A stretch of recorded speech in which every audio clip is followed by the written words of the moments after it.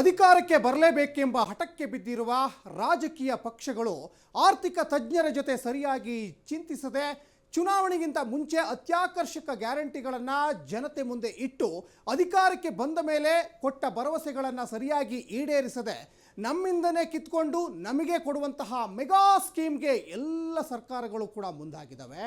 ಇದರ ಜೊತೆಗೆ supreme court ಕೂಡ ಇವತ್ತು ಜನರನ್ನ ಸೋಮ್ಯಾರಿತನಕ್ಕೆ ತಳ್ತಾ ಇದೆ ಸರ್ಕಾರಗಳು ಅನ್ನುವಂತಹ ಕಳವಳ ಕೂಡ ವ್ಯಕ್ತಪಡಿಸಿದ್ದಾವೆ. ಇದೇ ಈ ಹೊತ್ತಿನ ವಿಶೇಷ. ಸರ್ಕಾರಗಳ ಉಚಿತ, ಸೋಮಾರಿತನ ಖಚಿತ. ನಾನು ಸಚಿನ್ ಹೆಮ್ಮಕ್ಕಿ.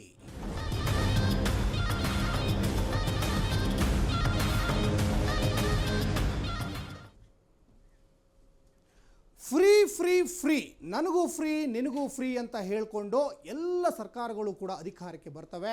ಆದರೆ ಜನತೆಗೆ ಸಾಕಷ್ಟು ಭರವಸೆಗಳನ್ನು ಕೊಡ್ತವೆ.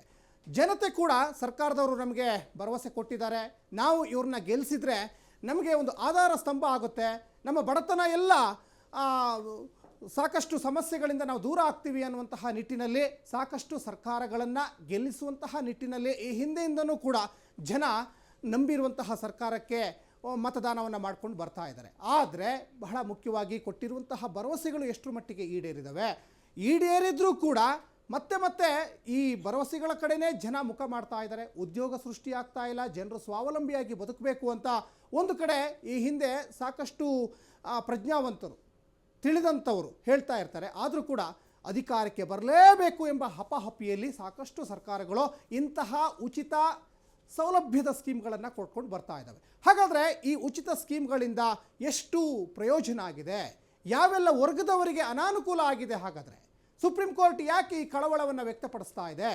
ದೇಶದ ಆರ್ಥಿಕ ಪರಿಸ್ಥಿತಿ ಸುಧಾರಿಸಬೇಕು ಅಂದರೆ ಉದ್ಯೋಗ ಸೃಷ್ಟಿ ಆಗಬೇಕಾ, ಅಥವಾ ಗ್ಯಾರಂಟಿಗಳಿಂದನೇ ಉದ್ಯೋಗ ಸೃಷ್ಟಿ ಆಗದೇ ಇದ್ರೂ ಕೂಡ ಆರ್ಥಿಕ ಸ್ಥಿತಿ ಸುಧಾರಿಸುತ್ತಾ? ಈ ಬಗ್ಗೆ ಸಮಗ್ರವಾದಂತಹ ಚರ್ಚೆಯನ್ನು ಮಾಡ್ತಾ ಹೋಗೋಣ, ವಿಶ್ಲೇಷಣೆಯನ್ನು ಮಾಡ್ತಾ ಹೋಗೋಣ. ಬಹಳ ಮುಖ್ಯವಾಗಿ ಕಾಂಗ್ರೆಸ್ನ ರಾಜ್ಯ ವಕ್ತಾರರಾಗಿರುವಂತಹ ರಘು ದೊಡ್ಡೇರಿ ಬಂದಿದ್ದಾರೆ. ಅವ್ರನ್ನ ಬಹಳ ಪ್ರೀತಿಯಿಂದ ಕಾರ್ಯಕ್ರಮಕ್ಕೆ ಬರಮಾಡ್ಕೊಳ್ಳೋಣ. ರಘು ದೊಡ್ಡೇರಿ ಅವರೇ, ಕಾರ್ಯಕ್ರಮಕ್ಕೆ ನಮಸ್ಕಾರ. ಪ್ರೀತಿಯ ಸ್ವಾಗತ. ಏನೋ ಬಿಜೆಪಿಯ ರಾಜ್ಯ ವಕ್ತಾರರಾಗಿರುವಂತಹ ಸನತ್ ಕುಮಾರ್ ಬಂದಿದ್ದಾರೆ. ಸನತ್ ಕುಮಾರ್ ಅವರೇ, ನಿಮಗೂ ಕೂಡ ಕಾರ್ಯಕ್ರಮಕ್ಕೆ ಪ್ರೀತಿಯ ಆತ್ಮೀಯವಾದಂತಹ ಸ್ವಾಗತ. ಏನೋ ಹೈಕೋರ್ಟ್ನ ವಕೀಲರಾಗಿರುವಂತಹ ಗೌರವ್ ಬಂದಿದ್ದಾರೆ. ಗೌರವ್ ಅವರೇ, ನಿಮಗೂ ಕೂಡ ಕಾರ್ಯಕ್ರಮಕ್ಕೆ ಪ್ರೀತಿಯ ಆತ್ಮೀಯವಾದಂತಹ ಸ್ವಾಗತ. ನಾವು ನೇರವಾಗಿ ರಘು ದೊಡ್ಡೇರಿ ಹತ್ರ ಹೋಗೋಣ. ರಘು ದೊಡ್ಡೇರಿ ಅವರೇ, ಕಳೆದ ವಿಧಾನಸಭಾ ಚುನಾವಣೆಯಲ್ಲಿ ಕಾಂಗ್ರೆಸ್ ಸರ್ಕಾರ ಒಂದು ಐತಿಹಾಸಿಕ ಗೆಲುವು ಕಾಣ್ತು. ಐತಿಹಾಸಿಕ ಗೆಲುವು ಬರಲಿಕ್ಕೆ ಈ ರಾಜ್ಯದ ಜನ ಬಹಳ ಮುಖ್ಯ ಆಗ್ತಾರೆ. ರಾಜ್ಯದ ಜನತೆಗೆ ನೀವು ಕೊಟ್ಟಂತಹ ಭರವಸೆಗಳು, ಕೊಟ್ಟಂತಹ 5 ಗ್ಯಾರಂಟಿಗಳಿಂದ ಇವತ್ತು ನಿಮಗೆ ಒಂದು 135+ ಒಂದು ಸರ್ಕಾರ ರಚನೆ ಮಾಡಲಿಕ್ಕೆ ಅನುಕೂಲ ಆಯಿತು. ನನಗೂ ಫ್ರೀ ನಿನಗೂ ಫ್ರೀ, ಮಾದೇವಪ್ಪ ಕಾಕಾ ಪಾಟೀಲ್ ಎಲ್ಲರಿಗೂ ಫ್ರೀ ಅಂತ ಹೇಳಿದರೆ ಈ ಕೊಟ್ಟ ಭರವಸೆಗಳು ಈಡೇರಿದೆಯಾ ಅಂತ? 100%. ಏನು ಕರ್ನಾಟಕ ಕಾಂಗ್ರೆಸ್ ಸರ್ಕಾರ ಕರ್ನಾಟಕ ರಾಜ್ಯದಲ್ಲಿ 7 ಕೋಟಿ ಕನ್ನಡಿಗರ ಭಾವನೆಗೆ ಸ್ಪಂದಿಸಿರ್ತಕ್ಕಂಥ ಕಾಂಗ್ರೆಸ್ ಸರ್ಕಾರ ನಾವು ಚುನಾವಣೆಗೆ ಪೂರ್ವದಲ್ಲಿ ಕೊಟ್ಟಿರ್ತಕ್ಕಂಥ ಎಲ್ಲ ಗ್ಯಾರಂಟಿಗಳನ್ನು ಇಂಪ್ಲಿಮೆಂಟ್ ಮಾಡಿದ್ದೇವೆ. ಸೊ ನಾವು ಪ್ರಾಮಿಸ್ ಮಾಡಿದ್ವಿ ಏನಂತ, ನೀವು ಚುನಾವಣೆ ನಾವು ಗ್ಯಾರಂಟಿ ಕಾರ್ಡನ್ನು ಕೊಟ್ಟಿದ್ವಿ ವಿತ್ ಸಿಗ್ನೇಚರ್ ಡಿ.ಕೆ. ಶಿವಕುಮಾರ್ ಮತ್ತು ಸಿದ್ದರಾಮಯ್ಯನವರ ಸಹಿಯೊಂದಿಗೆ ಪ್ರತಿಯೊಂದು ಮನೆಗೂ ಹಂಚಿದ್ವಿ.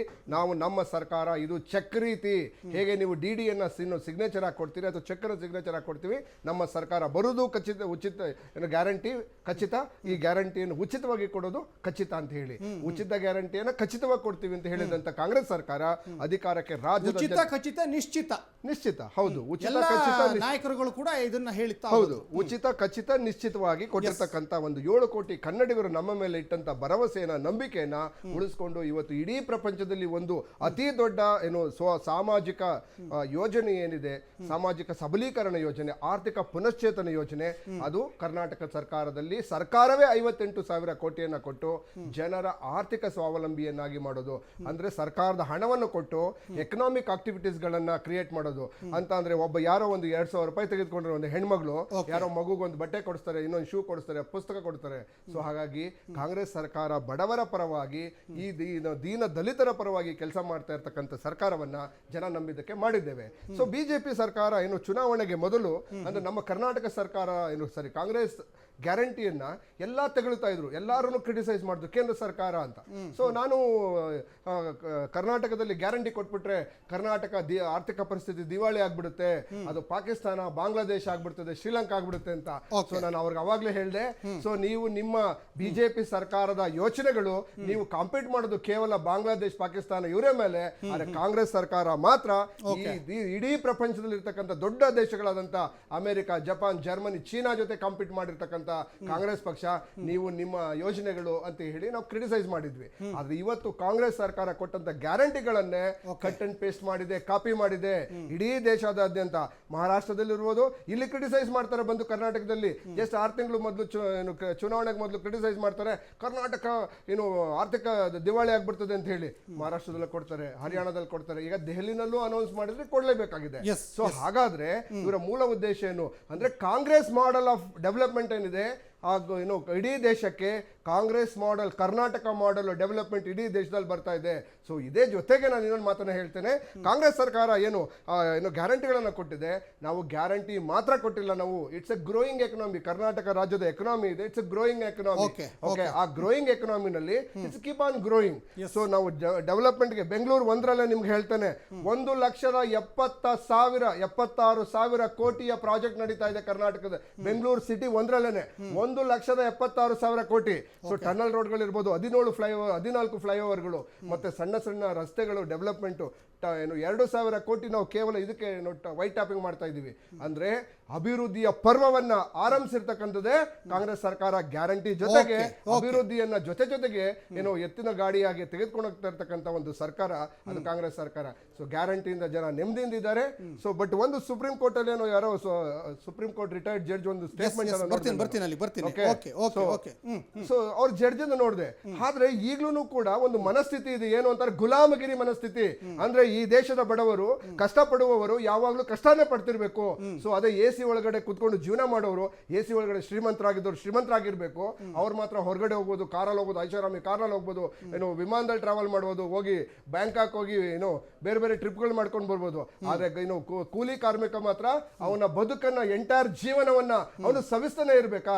ಸೊ ಅದಕ್ಕೋಸ್ಕರ ಮೊನ್ನೆ ಸಿದ್ದರಾಮಯ್ಯನವರು ಒಂದು ಮಾತನ್ನ ಹೇಳಿದ್ರು, ಹಿಂದಿನ ಸರ್ಕಾರದ ಅವಧಿಯಲ್ಲಿ ನಾವು ಬಡವರಿಗೆ ಅಕ್ಕಿ ಕೊಟ್ಟಿದ್ದನ್ನ ಕ್ರಿಟಿಸೈಸ್ ಮಾಡಿದ್ರು.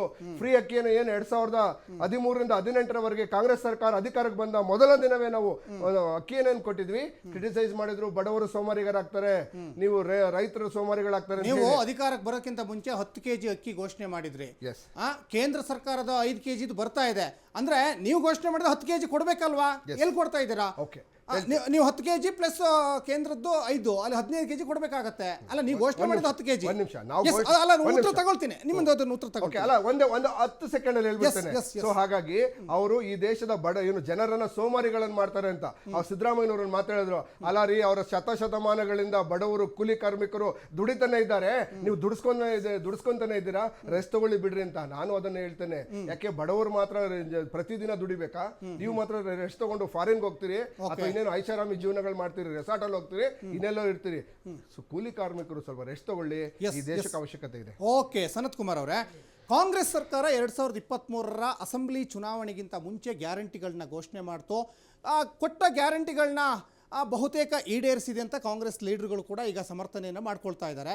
ಈ ಗ್ಯಾರಂಟಿಗಳನ್ನ ಮೋದಿ, ಅಮಿತ್ ಶಾ ಸೇರಿದಂತೆ ಸಾಕಷ್ಟು ಜನ BJP ಲೀಡರ್ಗಳು, ಕೇಂದ್ರ ರಾಜ್ಯದ ಎಲ್ಲ ಲೀಡರ್ಗಳು ಟೀಕೆಯನ್ನು ವ್ಯಕ್ತಪಡಿಸಿದ್ರು. ಅದಾದಮೇಲೆ ಬಂದಂತಹ ಚುನಾವಣೆಗಳಲ್ಲಿ ನೀವು ಅಧಿಕಾರದ ಒಂದು ಚುಕ್ಕಾಣಿ ಹಿಡಿಲಿಕ್ಕೆ ನೀವು ಕೂಡ ಗ್ಯಾರಂಟಿಗಳನ್ನ ಘೋಷಣೆ ಮಾಡಿದ್ರಿ. ನೀವು ವಿರೋಧ ವ್ಯಕ್ತಪಡಿಸಿದ ಮೇಲೆ ಯಾಕೆ ಘೋಷಣೆ ಮಾಡಬೇಕಿತ್ತು ಅಂತ BJP ಅವರು? ಈಗ ನಾವು ಯಾವ ಗ್ಯಾರಂಟಿ ಅಂತ ಹೇಳಿದ್ವಿ? ಮೋದಿಗೆ ಗ್ಯಾರಂಟಿ. ಓಕೆ, ಆಯ್ತಾ? ಮೋದಿ ಗ್ಯಾರಂಟಿ ಅಂತ ಹೇಳಿದ್ರೆ ಅದಕ್ಕೆ ಬೇರೆದೇ ಅರ್ಥ ಇದೆ. ಆಯುಷ್ಮಾನ್ ಭಾರತ್ ಅಂತಕ್ಕಂಥ ಕಾರ್ಡನ್ನ ತಂದು ಜನರಿಗೆ ಕೊಡಬೇಕು ಅಂತ ಹೇಳಿದ್ರೆ ಅದಕ್ಕೆ ಅದರದೇ ಆದಂತಹ ಇಂಪ್ಲಿಮೆಂಟೇಷನ್ಗೆ ಒಂದು ಜ್ಞಾನ ಇರಬೇಕಾಗತ್ತೆ. ಯಾವುದೋ ಒಂದನ್ನು ತಂದ್ಬಿಟ್ಟು ನಾವು ಕೊಡ್ತೀವಿ ಅಂತ ಹೇಳ್ಬಿಟ್ಟು, ಈಗ ಯಾರಿಗೆ ನೀಡಿದೆ ಅವರಿಗೆ ಕೊಟ್ಟರೆ ಅದಕ್ಕೊಂದು ಏನು ಇವರು ವೆಲ್ಫೇರ್ ಅಂತ ಹೇಳ್ತಾರಲ್ಲ, ಅದಕ್ಕೆ ಸ್ಪಷ್ಟವಾಗಿ ನಾವು ಹೇಳ್ಬೋದು. ಆದ್ಮೇಲೆ ಏನೋ ಅಲ್ಲಲ್ಲ, ಒಂದ್ ನಿಮಿಷ ಸಹಮತ ಅನ್ನೋದಕ್ಕೆ ಇಲ್ಲಿ ಗ್ಯಾರಂಟಿ ಯಾವ ರೀತಿಯಲ್ಲಿ ಕೊಡ್ತಾ ಇದ್ದಾರೆ, ನಾವು ಯಾವ ರೀತಿಯಲ್ಲಿ ಇಂಪ್ಲಿಮೆಂಟ್ ಮಾಡ್ತಾ ಇದ್ದೀವಿ ಅನ್ನುವಂಥದ್ದು ಎರಡೂದ್ರ ವಿಭಿನ್ನ ಇದೆ. ಯಾಕೆಂದ್ರೆ ಅವ್ರು ಹೇಳ್ತಾ ಇರೋದು ಅವ್ರ ಹತ್ರ ಎಲ್ಲಿ ರೆವಿನ್ಯೂ ಜನರೇಟ್ ಆಗುತ್ತೆ ಅಂತಕ್ಕಂಥದ್ದು ಯಾವುದೂ ಇಲ್ಲ. ಅವರೇನೋ ನಾವು ಅದನ್ನೆಲ್ಲ ಕೊಟ್ವಿ, ನಾವು ಇಂಪ್ಲಿಮೆಂಟ್ ಮಾಡಿಲ್ಲ ಅಂತ ಹೇಳಿಲ್ಲ, ಪೂರ್ಣ ಪ್ರಮಾಣದಲ್ಲಿ ಮಾಡಿಲ್ಲ, ಅದ್ರ ಬಗ್ಗೆ ನಾವು ಹೇಳಿದೀವಿ. ಆಯ್ತು, ಇವರು ಅದೇ ನೀವು ಯುವಕರ ಏನೋ ವಿಚಾರ ಅಲ್ಲಲ್ಲ ಯುವಕರ ವಿಚಾರವನ್ನು ತಗೊಂಡ್ರಿ. ಈಗ ಯುವಕರಿಗೆ ನೀವು ಸುಮ್ಮನೆ ಮನೇಲಿ ಕೂತು ಡಿಗ್ರಿ ಪಾಸ್ ಆಗಿದೆ ಕೆಲಸ ಸಿಕ್ಕಿಲ್ಲ ಅಂತ ಹೇಳಿ ಅವನಿಗೆ ಕೊಟ್ರಿ ಅಂತ ಹೇಳಿದ್ರೆ what would be his mental status? ಇಲ್ಲ ಏನೋ ಒಂದು 2,000 ರೂಪಾಯಿ ಬರ್ತಾ ಇದೆ, ನಾನು ದುಡಿಬೇಕಾದ ಅವಶ್ಯಕತೆ ಇಲ್ಲ, 2 ವರ್ಷ ನೋಡ್ಕೊಳ್ಳೋಣ ಅನ್ನೋ ರೀತಿಯಲ್ಲಿ ಹೊರಟೋಗ್ಬಿಡ್ತಾರೆ. ನಂತರದಲ್ಲಿ ಅವನೇನ್ ಮಾಡ್ತಾನೆ, ಕೆಲಸ ಹುಡ್ಕೋ ಯೋಚನೆಗೆ ಹೋಗಲ್ಲ. ಈಗ ಮನೇಲಿ ಪೇರೆಂಟ್ಸು ಸುಮ್ಮನೆ ಏನು ಇಲ್ಲದೆ ಖಾಲಿ ಹೊಡಿತಾ ಕೂತಿದ್ರೆ ಯಾಕೋ ಕೆಲ್ಸಕ್ಕೆ ಹೋಗಲ್ಲ ಅಂತ ಹೇಳ್ಬಿಟ್ಟು 1-2 ಸತಿ ಕೇಳಿದ ತಕ್ಷಣ ಅವ್ನು ಕೆಲ್ಸಕ್ಕೆ ಹೋಗೋ ಮನಸ್ಥಿತಿನಾರು ಅಥವಾ ರೆಸ್ಯೂಮ್ ಪೋಸ್ಟ್ ಮಾಡೋಕ್ಕಾರು ಹೋಗ್ತಾನೆ. ಇಲ್ಲಿ 2,000-3,000 ಕೊಡ್ತೀವಿ ಅಂತ ಹೇಳಿದ್ರು. ಅವ್ರ ಪ್ರಕಾರನೇ ಹೋಗೋಣ, ಒಂದಷ್ಟು ಮಾತಾಡುವ. ಯಾಕೆಂತ ಹೇಳಿದ್ರೆ 5,40,000 ಜನ ಎಲಿಜಿಬಲ್ ಇದ್ರು ಅಂತ ಹೇಳಿ ಇವರು ಗ್ಯಾರಂಟಿ ಯುವ ನಿಧಿ ಸರ್ವೆ ಮಾಡಿಸ್ಕೊಂಡವಾಗ ಇವರಿಗೆ ಇನ್ಫಾರ್ಮೇಶನ್ ಇತ್ತು. ಅಪ್ಲಿಕೇಶನ್ಗಳು ಎಷ್ಟು ಬಂತು? 1,60,000 ಬಂತು. ಹೆಚ್ಚು ಕಮ್ಮಿ ಆಸ್ಪಾಸ್ ನಾನು ಹೇಳ್ತೇನೆ, ಎಕ್ಸಾಕ್ಟ್ ನಂಬರ್ ಅಲ್ಲ. ಕೊಟ್ಟಿದ್ದೆಷ್ಟು ಅಂದ್ರೆ 1,20,000. ಯಾಕಿದು?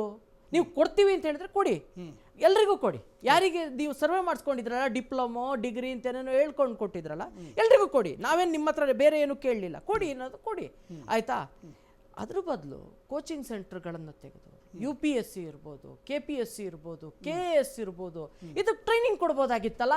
ಅದೇ ದುಡ್ಡೇ ನಿಮ್ದು ವೆಲ್ಫೇರೇ, ಇಟ್ಕೊಳ್ಳಿ ಅದನ್ನೇ. ಅವರಿಗೆಲ್ಲ ಒಂದ್ ಕಡೆ ಕೋಚಿಂಗ್ ಕೊಡಿಸಿದಂಥ ಸಂದರ್ಭದಲ್ಲಿ ಅಟ್ಲೀಸ್ಟ್ ಅವನ ಕೆಲಸವನ್ನು ಪಡೆಯುವಂಥ ಇದನ್ನ ಶಕ್ತಿಯನ್ನು ಗಳಿಸ್ಕೊತಾ ಇದ್ದ. ಆ ನಂತರದಲ್ಲಿ KPSC ಎಕ್ಸಾಮು ಹೆಂಗ್ ಕಂಡಕ್ಟ್ ಮಾಡ್ತಾ ಇದ್ದೀರಾ? ಆ ಪೇಪರಲ್ಲಿ ಹೋಗಿ ಆ ಗೂಗಲ್ ಟ್ರಾನ್ಸ್ಲೇಟ್ ಇಟ್ಕೊಂಡು ಅದರಲ್ಲಿ ಅದನ್ನ ಯಥಾ ಪ್ರಕಾರ ಕಾಪಿ ಮಾಡಿ ಅದನ್ನ ಹಾಕಿ ಅದರಲ್ಲಿ ದ್ವಂದ್ವಗಳನ್ನು ಕ್ರಿಯೇಟ್ ಮಾಡಿ ಮತ್ತೆ ಆ ಪೇಪರ್ನ ಕಾಲ್ ಬ್ಯಾಕ್ ಮಾಡಿ, ಇದು ಬೇಕಾ? ಒಂದು, ನೀವು ಜಾಬನ್ನು ಎಷ್ಟು ಕ್ರಿಯೇಟ್ ಮಾಡಿದೀವಿ, ನೀವು ಇಲ್ಲಿ ಬಂಡವಾಳ ಏನ್ ತಂದಿದ್ದೀರಿ? ಇಷ್ಟು ದಿವಸ ಕೂತ್ಕೊಂಡು ನಿಮ್ಮ ಮಲ್ಲಿಕಾರ್ಜುನ ಖರ್ಗೆ ಅವರು, ನಾವಂತೂ ಹೇಳಿಲ್ಲ ಸ್ವಾಮಿ, ಮಲ್ಲಿಕಾರ್ಜುನ ಖರ್ಗೆ ಅವರು ಪ್ರೆಸ್ ಮೀಟ್ ಅಲ್ಲಿ ಗಳಸ್ಯ ಕಂಠಸ್ಯ CM DCM ಅನ್ನ ಕೂರಿಸ್ಕೊಂಡು ಪಕ್ಕದಲ್ಲಿ ನಮ್ಮ ಕೈಯಲ್ಲಿ ರಸ್ತೆ ಹೊಂಡಕ್ಕೆ ಒಂದು ಬುಟ್ಟಿ ಮಣ್ಣಾಕುವ ಯೋಗ್ಯತೆನೂ ನಮಗಿಲ್ಲ ಅನ್ನುವಂಥ ವಿಚಾರವನ್ನ ಹೇಳಿದ್ದಾರೆ. ಪದೇ ಅವರ ಸರ್ಕಾರದಲ್ಲಿರ್ತಕ್ಕಂಥ ಏನು ನಾಯಕರಿದಾರಲ್ಲ ಅವರೇ ಹೇಳ್ತಾರೆ ಗ್ಯಾರಂಟಿನ ಒಂದ್ಸತಿ ಪರಾಮರ್ಶಿಸಬೇಕು, ಎಲ್ಲ ಒಂದ್ ಕಡೆ ನಮ್ಮ ರಾಜ್ಯ ಸರ್ಕಾರಕ್ಕೆ ಹೊರೆ ಆಗ್ತಿದೆ ಅಂತ. ಇನ್ ಶಕ್ತಿ ಯೋಜನೆ, ಸ್ವಾಮಿ ಶಕ್ತಿ ಯೋಜನೆಯಲ್ಲಿ ಈ ಕಡೆ ನಮ್ಮ ಹತ್ರ ಕಿತ್ಕೊಂಡು ಅವ್ರಿಗೆ ಕೊಡ್ತಾವ್ರೆ, ಅದ್ರಲ್ಲಿ ಬೇರೆ ಇನ್ನೇನು ಮಾಡ್ತಾ ಇಲ್ಲ ಇಲ್ಲಿಂದ ಅಲ್ಲಿಗೆ. ಇದ್ರ ಮಧ್ಯದಲ್ಲೇ ಏನಾರು ಮಾತಾಡಿಬಿಟ್ರೆ ರಾಮಲಿಂಗಾರೆಡ್ಡಿ ಅವರು ಮಾನ್ಯ ಸಚಿವರು, ಸಾರಿಗೆ ಸಚಿವರು ಏನ್ ಹೇಳ್ತಾರೆ ಅಂದ್ರೆ BJP ಸರ್ಕಾರ ಅಷ್ಟು ಬಿಟ್ಟು ಹೋಗಿತ್ತು, ಇಷ್ಟು ಬಿಟ್ಟು. ಸ್ವಾಮಿ, ನಾವು ಲಾಭದಾಯಕ ತರುವಂತ ಒಂದು ಇದು ಮಾಡಿದ್ವಿ. ತುಮಕೂರಲ್ಲಿ ಈ ಏನೋ ನಿಮ್ಮ ಎಲೆಕ್ಟ್ರಿಕ್ ಬಸ್ ಅನ್ನ ರಿಪೇರಿ ಮಾಡುವಂತ ಘಟಕವನ್ನ ಸ್ಥಾಪನೆ ಮಾಡಕ್ಕೆ ನಾವು ಇದನ್ನ ಹಣವನ್ನ ಇಟ್ಟಿದ್ವಿ. ಎಲ್ಲಿಗೆ ತಗೊಂಡೋದ್ರಿ ಅದನ್ನ? ಅದು ಎಲ್ಲೋಯ್ತು? ಇವತ್ತು ಇಲ್ವೇ ಇಲ್ಲ. ಎಲೆಕ್ಟ್ರಿಕ್ ಬಸ್ಗಳು ಅವತ್ತು ನಾವು ಪ್ರೊಕ್ಯೂರ್ಮೆಂಟ್, ಈ ಸರ್ಕಾರ ಬಂದ್ಮೇಲೆ ಎಷ್ಟು ಪ್ರೊಕ್ಯೂರ್ಮೆಂಟ್ಗೆ ಇವರು ಹಣ ಇಟ್ಟಿದ್ದಾರೆ, ಎಷ್ಟು ಪ್ರೊಕ್ಯೂರ್ಮೆಂಟ್ಗೆ ಅಪ್ರೂವಲ್ ತಗೊಂಡಿದ್ದಾರೆ, ಏನ್ ಮಾಡಿದ್ದಾರೆ? ಏನು ಇಲ್ಲ. ಸುಮ್ಮನೆ ಅವತ್ತು ಏನ್ ಪ್ರೊಕ್ಯೂರ್ಮೆಂಟ್ ಪ್ರೋಸೆಸ್ ಆಗಿತ್ತಲ್ಲ ಅದೆಲ್ಲ ಈಗ ಇಂಪ್ಲಿಮೆಂಟ್ ಮಾಡ್ತಾ ಇದ್ದಾರೆ. ನಾವು ಮಾಡಿದ್ದು ಅಂತ ಹ್ಯಾಶ್ಟ್ಯಾಗ್ ಹಾಕ್ತಾ ಇದ್ದಾರೆ. ಒಂದು. ಎರಡನೇದು, ಈಗ ಬೇರೆ ರಾಜ್ಯಗಳಲ್ಲಿ BJP ಅವರು ಗ್ಯಾರಂಟಿ ಕೊಟ್ಟಿದ್ದಾರೆ ಅಂತಕ್ಕಂಥದ್ದು ಇಟ್ ಈಸ್ ವೆರಿ ಕ್ಲಿಯರ್. ನಾವೆಲ್ಲೂ ಇದು ಯುವ ನಿಧಿ ಕೊಡ್ತೀವಿ ಅಂತ ಹೋಗ್ಲಿಲ್ಲ. ಆ ಸುಪ್ರೀಂ ಕೋರ್ಟ್ ಸಮೇತ ಮೇನ್ ಆಗಿ ಹೇಳ್ತಾ ಇರುವಂತದ್ದು ಯುವಕರನ್ನ ಸೋಮಾರಿಗಳನ್ನಾಗಿ ಮಾಡ್ತಾ ಇದ್ದೀರಿ ಅಂತಕ್ಕಂಥ ವಿಚಾರ ಹೇಳಿರುವಂತದ್ದು. ನೋಡಿ, ಬರೀ ಯುವಕರನ್ನಂತ ಹೇಳ್ತಾ ಇಲ್ಲ, ಹಳ್ಳಿಯಲ್ಲಿ ಕೂಲಿ ಕಾರ್ಮಿಕರು ಸಿಗ್ತಾ ಇಲ್ಲ, ಮಹಿಳೆಯರಿಗೆ ಸ್ವಾವಲಂಬಿಯಾಗಿ ಬದುಕಕ್ಕೆ ಬಿಡ್ತಾ ಇಲ್ಲ. ಇಲ್ಲಿ ಸುಪ್ರೀಂ ಕೋರ್ಟ್ ಹೇಳ್ತಾ ಇರುವಂತದ್ದು. ಇಲ್ಲ, ಇನ್ನೊಂದು ತಲೆಬಾಗ್ಲೇಬೇಕಲ್ವಾ? ಹೌದು. ಅಲ್ಲ, ಸುಪ್ರೀಂ ಕೋರ್ಟ್ ಸುಪ್ರೀಂ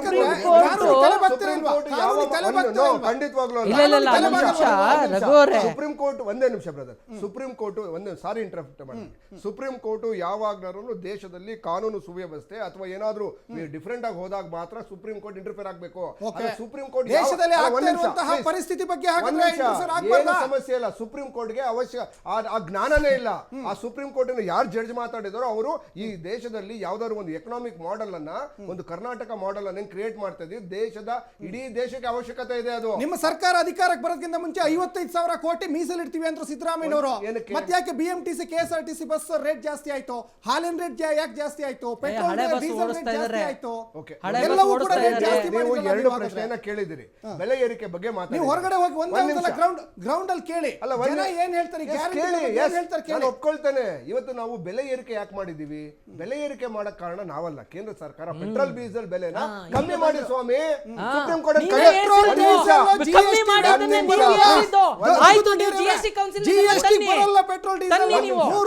₹3 ಪೆಟ್ರೋಲ್ ₹3 ಡೀಸೆಲ್ಗೆ ಏರಿಸಿದ್ರಿ ನೀವು. GST ಬರುತ್ತದ? ಒಂದ್ ನಿಮಿಷ ಸಚಿನ್, ಈಗ ನಿಮಗೆ ಎರಡು ಪ್ರಶ್ನೆ ಕೇಳಿದೆ ನಾನು. ಏನು ಈಗ ಪೆಟ್ರೋಲ್ ಡೀಸೆಲ್ ಬೆಲೆಯನ್ನ ಕಮ್ಮಿ ಮಾಡಿ ಅಂತ ಕೇಳಿದ್ವಿ. ಪೆಟ್ರೋಲ್ ಡೀಸೆಲ್ ಬೆಲೆ ಬಗ್ಗೆ ಈ ದೇಶದಲ್ಲಿ 140 ಕೋಟಿ ಜನರಲ್ಲಿ 120ರಿಂದ 130 ಕೋಟಿ ಜನರು ಬಾಧಿತರಾಗಿದ್ದಾರೆ. ಸುಪ್ರೀಂ ಕೋರ್ಟ್ ಅದನ್ನ ಅಬ್ಸರ್ವ್ ಮಾಡಕ್ಕಾಗಲ್ವಾ? ಸುಪ್ರೀಂ ಕೋರ್ಟ್ ಅವಶ್ಯಕತೆ ಇಲ್ಲದ ವಿಚಾರದಲ್ಲಿ ಮೂಗು ತೂರಿಸಬಾರ್ದು. ಸುಪ್ರೀಂ ಕೋರ್ಟ್ ಏನದಕ್ಕೆ ಇದಿದೆ ಅದರ ವ್ಯಾಪ್ತಿನ ಬಿಟ್ಟು ಹೊರಗಡೆ ಹೋದ್ರೆ ಜನರು ಕೂಡ ಅದನ್ನು ಸುಪ್ರೀಂ ಕೋರ್ಟ್ಗೆ ಗೌರವ ಕೊಡೋದನ್ನ ಕಡಿಮೆ ಮಾಡ್ತಾರೆ. ಈಗ ನಾನು ನಿಮಗೆ ಪ್ರಶ್ನೆ ಮಾಡ್ತೇನೆ, ಈಗ GST ಕೌನ್ಸಿಲ್ ಬಗ್ಗೆ ಮಾತಾಡಿದ್ರಿ. GST ಕೌನ್ಸಿಲ್ ಅಂದ್ರೆ ಏನ್ ಗೊತ್ತಾ? ನೆನ್ನೆನೂ ಹೇಳಿದ್ದೀನಿ ನಾನು. GST ಕೌನ್ಸಿಲ್ ಅಲ್ಲಿ ಯಾರು ಮೆಜಾರಿಟಿ ಏನು ಟೋಟಲ್ ಒಂದು ನಂಬರ್ ಅನ್ನು ಹೇಳ್ತಾರೆ. GST ಕೌನ್ಸಿಲ್ GST ಸ್ಲಾಬ್ ಅನ್ನ ಕ್ರಿಯೇಟ್ ಮಾಡ್ತಾರೆ. ನಿರ್ಮಲಾ ಸೀತಾರಾಮನ್ ಅವರು GST ವ್ಯಾಪ್ತಿ ತರ್ತೀನಿ ಅಂತ ಹೇಳ್ತಿದ್ದಾರೆ. ನೀವೇ ಹೇಳ್ತಾ ಇದ್ದೀರಿ ಇಡೀ ದೇಶದಲ್ಲಿ 20 ರಾಜ್ಯಗಳು ನಾವಿದ್ದೀವಿ ಅಂತ. 20 ರಾಜ್ಯಗಳು ನೀವಿದ್ದೀರಾ, ಇರೋದು 30 ರಾಜ್ಯಗಳಲ್ಲಿ 22 ಓಟ್ಗಳು ನಿಮ್ಗೆ ಬರ್ತದೆ. 30 ಓಟ್ಗಳಲ್ಲಿ 22 ಓಟ್ ನಿಮ್ಗೆ ಇದ್ದಾಗ ಗೆಲ್ತೀವಿ ಅಂತ ಗೊತ್ತಿದ್ರು ಕೂಡ ನೀವು ಅದನ್ನ GST ವ್ಯಾಪ್ತಿಗೆ ತರ್ತಾ ಇಲ್ಲ. ಯಾಕೆ ನಾಟಕ ಆಡ್ತೀರಾ? ಜನಗಳನ್ನ ಮೋಸ ಯಾಕೆ ಮಾಡ್ತಾ ಇದ್ದೀರಾ? ಪೆಟ್ರೋಲ್ ಡೀಸೆಲ್ ಅಲ್ಲಿ ಬಂದಿರೋ ಲಾಭಾಂಶ ನಿಮ್ಮ ರಾಜ್ಯಕ್ಕೆ ಬರ್ತಾ ಇದೆ. ಈಗ ಎಲ್ಲಿ ಬರ್ತಾ ಇದೆ? ನಿಮ್ಗೆ ಅದನ್ನ ತಪ್ಪು ತಿಳ್ಕೊಂಡಿರ್ತಕ್ಕಂಥದ್ದು. ಕರ್ನಾಟಕ ರಾಜ್ಯ ಒಳಗೊಂಡಂತೆ ಇದು ಕರ್ನಾಟಕ ರಾಜ್ಯ ಒಂದರಲ್ಲೇ 6.7 ಲಕ್ಷ ಕೋಟಿ ತೆರಿಗೆನ ಪ್ರತಿ ವರ್ಷ ಕಟ್ತಾ ಇದ್ದೀವಿ ನಾವು. ಕೇಂದ್ರ ಸರ್ಕಾರ ಕಳೆದ 10 ವರ್ಷದಲ್ಲಿ ಸೆಸ್ ಮತ್ತೆ ಪೆಟ್ರೋಲ್ ನಿಂದ 50 ಲಕ್ಷ ಕೋಟಿನ ಕಲೆಕ್ಟ್ ಮಾಡಿದೆ. ಟ್ಯಾಕ್ಸ್ ಅಲ್ಲಿ, ಸೆಸ್ ಅಂಡ್ ಟ್ಯಾಕ್ಸ್ ಅಲ್ಲಿ 50 ಲಕ್ಷ ಕೋಟಿ ಅಂದ್ರೆ ಕರ್ನಾಟಕದ 15 ವರ್ಷದ ಬಡ್ಜೆಟ್. 15 ವರ್ಷದ ಬಡ್ಜೆಟ್ ಅಂತ ಅಂದ್ರೆ ಅಷ್ಟು ಅಗಾಧವಾದಂತಹ ಹಣ ಎಲ್ಲಿ ಹೋಯ್ತು ಕೇಂದ್ರ ಸರ್ಕಾರದ್ದು? ಓಕೆ, ಸೊ ಹಾಗಾಗಿ ನೀವು GST ವ್ಯಾಪ್ತಿಗೆ ತರಬೇಡಿ ಅಂತ ಯಾರು ಸ್ಟಾಪ್ ಮಾಡಿರೋದು? ನಿಮ್ನ ತಾಕತ್ತಿದ್ರೆ ನಿರ್ಮಲಾ ಸೀತಾರಾಮನ್ ಅವರೇ, ಮೋದಿ ಅವರೇ ತನ್ನಿ. ನಾನೇ ಹೇಳ್ತಾ ಇದ್ದೀನಿ, ನೀವು GST ಕೌನ್ಸಿಲ್ ಅಲ್ಲಿ ನಮಗೆ ಅವಶ್ಯಕತೆ ಹೇಳಿದೆ.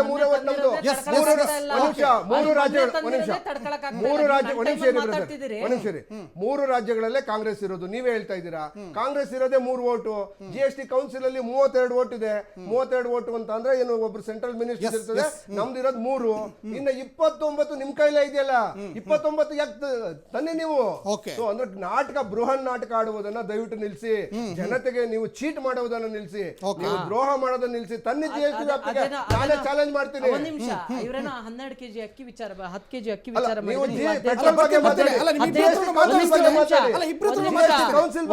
ಅವರು 10 ಕೆಜಿ ಅಕ್ಕಿ ಕೊಡ್ತೀವಿ ಅಂತ ಹೇಳಿ ಘೋಷಣೆ ಮಾಡಿದೀವಿ ಅಂತ, ಗ್ಯಾರಂಟಿ ಒಳಗಡೆ ಹೇಳಿದೀವಿ ಅಂತ ಹೇಳಿದ್ರು. ಆದ್ರೆ ಒಂದು ಸವಾಲಾಗ್ತೀನಿ, ಇವತ್ತು ಅದೇ ಸಿದ್ದರಾಮಯ್ಯನವರಿಗೆ ಸವಾಲಾಗ್ತೀನಿ. ನೀವೇನಾದ್ರು 10 ಕೆಜಿ ಅಕ್ಕಿ ಈ ರಾಜ್ಯದಲ್ಲಿ ಕೊಟ್ರಿ ಅಂತ ಹೇಳಿದ್ರೆ ನೀವು ಹೇಳಿದ ಹಾಗೆ ಕೇಳ್ತೀನಿ. ನೀವು ಏನಾದ್ರೂ 10 ಕೆಜಿ ಅಕ್ಕಿಯನ್ನ ಕರೆಕ್ಟ್ ಆಗಿ ಕೇಳಿಸ್ಕೊಳ್ಳಿ. ನೀವೇನಾದ್ರು ಈ ರಾಜ್ಯದಲ್ಲಿ ಈಗ 5 ಕೆಜಿ ಕೇಂದ್ರ ಸರ್ಕಾರದಿಂದ ಬರ್ತಾ ಇದೆ, ಅದು ಬಿಟ್ಟಾದ್ರೂ ಇರ್ಲಿ, ಅದು ಸೇರ್ಸ್ಕೊಂಡಾದ್ರೂ ಇರ್ಲಿ, 10 ಕೆಜಿ ಅಕ್ಕಿ ನೀವೇನಾದ್ರು ಈ ರಾಜ್ಯದಲ್ಲಿ ಕೊಟ್ರಿ ಅಂತ ಹೇಳಿದ್ರೆ ನೀವು ಹೇಳಿದ ರೀತಿಯಲ್ಲಿ ಕೇಳ್ತೀನಿ. ಯಾಕೆ ಅಂತಲೂ ಹೇಳ್ತೀನಿ ಅದ್ರ ಮುಂದೆ. ರಘು ದೊಡ್ಡೇರಿ ಅವರಿಗೆ ಒಂದು ಪ್ರಶ್ನೆ, ಗೌರವ ಉತ್ತರ ಆದ್ಮೇಲೆ ಕೊಡರಂತೆ. ಈಗ ಕೃಷಿ ಸಮ್ಮಾನ್ ಯೋಜನೆ ಕೇಂದ್ರ ಸರ್ಕಾರದ ಯೋಜನೆ. ಕೇಂದ್ರ ಸರ್ಕಾರ 6,000, ಸ್ಟೇಟ್ ಗೌರ್ಮೆಂಟ್ 4,000 ಸೇರಿ ರೈತರ ಅಕೌಂಟಿಗೆ 10,000 ಹಾಕುವಂಥ ಯೋಜನೆ. ಅದನ್ನು ನೀವು ನಿಲ್ಲಿಸಿದ್ರಿ. ನಿಮ್ಮ 5 ಗ್ಯಾರಂಟಿ ಇಲ್ಲ, ಸ್ಕೀಮೇ ಇಲ್ಲ. ನೀವು ಅದಕ್ಕೆ ಉತ್ತರ ಕೊಡೋರಂತೆ ಗೌರವರೇ. ಭಾಳ ಮುಖ್ಯವಾಗಿ ನೀವು ಹೈಕೋರ್ಟ್ನ ವಕೀಲರಾಗಿದ್ದೀರಾ. ನಿವೃತ್ತ ನ್ಯಾಯಾಧೀಶರೊಬ್ಬರು ಹೈಕೋರ್ಟ್ ಮೊರೆ ಹೋದರು. ಈ ಇತ್ತೀಚೆಗೆ ದೆಹಲಿಯಲ್ಲಿ ನಡೆದಂಥ ಚುನಾವಣೆಯಲ್ಲಿ ಸಾಕಷ್ಟು ಗ್ಯಾರಂಟಿಗಳು ಘೋಷಣೆ ಮಾಡಿದ್ರು.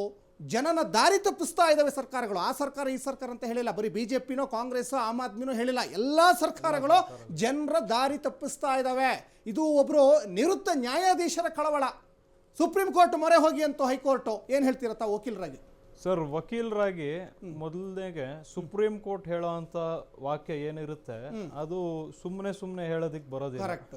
ಈಗ ಹೈಕೋರ್ಟ್ ಆದ್ಮೇಲೆ ಸುಪ್ರೀಂ ಕೋರ್ಟ್ ಅವರು ಏನ್ ಡಿಸಿಷನ್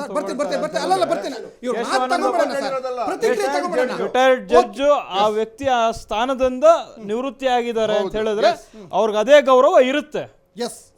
ಗೌರವ ಇರುತ್ತೆ. ಈಗ ಹೆಂಗ ರಾಜಕಾರಣಿಗಳು ಗೌರವ ಇರುತ್ತೆ, ಅದೇ ರೀತಿ ಇವ್ರಿಗೂ ಗೌರವ ಇರುತ್ತೆ. ಯಾಕಂದ್ರೆ ಕೇಶವಾನಂದ ಭಾರತಿ ಅಂತ ಒಂದು ಕೇಸಲ್ಲಿ ಇಡೀ ಎಲ್ಲ ಬೇಸಿಕ್ ಪ್ರಿನ್ಸಿಪಲ್ಸ್ ನ ಚೇಂಜ್ ಮಾಡೋದಕ್ಕೆ ಹೋಗ್ತಾ ಇದ್ರು. ಕೇಶವಾನಂದ ಭಾರತಿ ಕೇಸಲ್ಲಿ ಸುಪ್ರೀಂ ಕೋರ್ಟ್ ಅವ್ರ ಜಡ್ಜ್ಮೆಂಟ್ ಕೊಟ್ಟಿದ ತಕ್ಷಣ ಬೇಸಿಕ್ ಪ್ರಿನ್ಸಿಪಲ್ಸ್ ಏನೇನಿದೆ ಅದು ಹಂಗೆ ಉಳಿಬೇಕು ಅಂತ ಹೇಳ್ತು. ಸುಪ್ರೀಂ ಕೋರ್ಟ್ ಡಿಸಿಷನ್ ಈಗಿರೋದ್ರಿಂದ ಎಲ್ಲಾ ರಾಜಕೀಯ ಪಾರ್ಟಿಗಳು ಹೇಳ್ತಾ ಇದೆ ಹಿಂಗ್ ಮಾಡಬಹುದು ಹಂಗ್ ಮಾಡಬಹುದು ಅಂತ ಹೇಳಿ. ಸುಪ್ರೀಂ ಕೋರ್ಟ್ ಅವರು ಬೇಸಿಕ್ ಪ್ರಿನ್ಸಿಪಲ್ಸ್ ಈಗ ಇರ್ಲಿಲ್ಲ ಅಂದಿದ್ರೆ ಕೇಶವಾನಂದ ಭಾರತಿ ಕೇಸ್ ಆದ ನಂತರ ಜನ ಯಾರು ಈ ರೀತಿ ಸುಖವಾಗಿ ಫ್ರೀಡಮ್ ಆಫ್ ಸ್ಪೀಚ್ ಎಕ್ಸ್ಪ್ರೆಷನ್ ಯಾವುದೇ ರೀತಿ ಇರ್ತಾ ಇರ್ಲಿಲ್ಲ.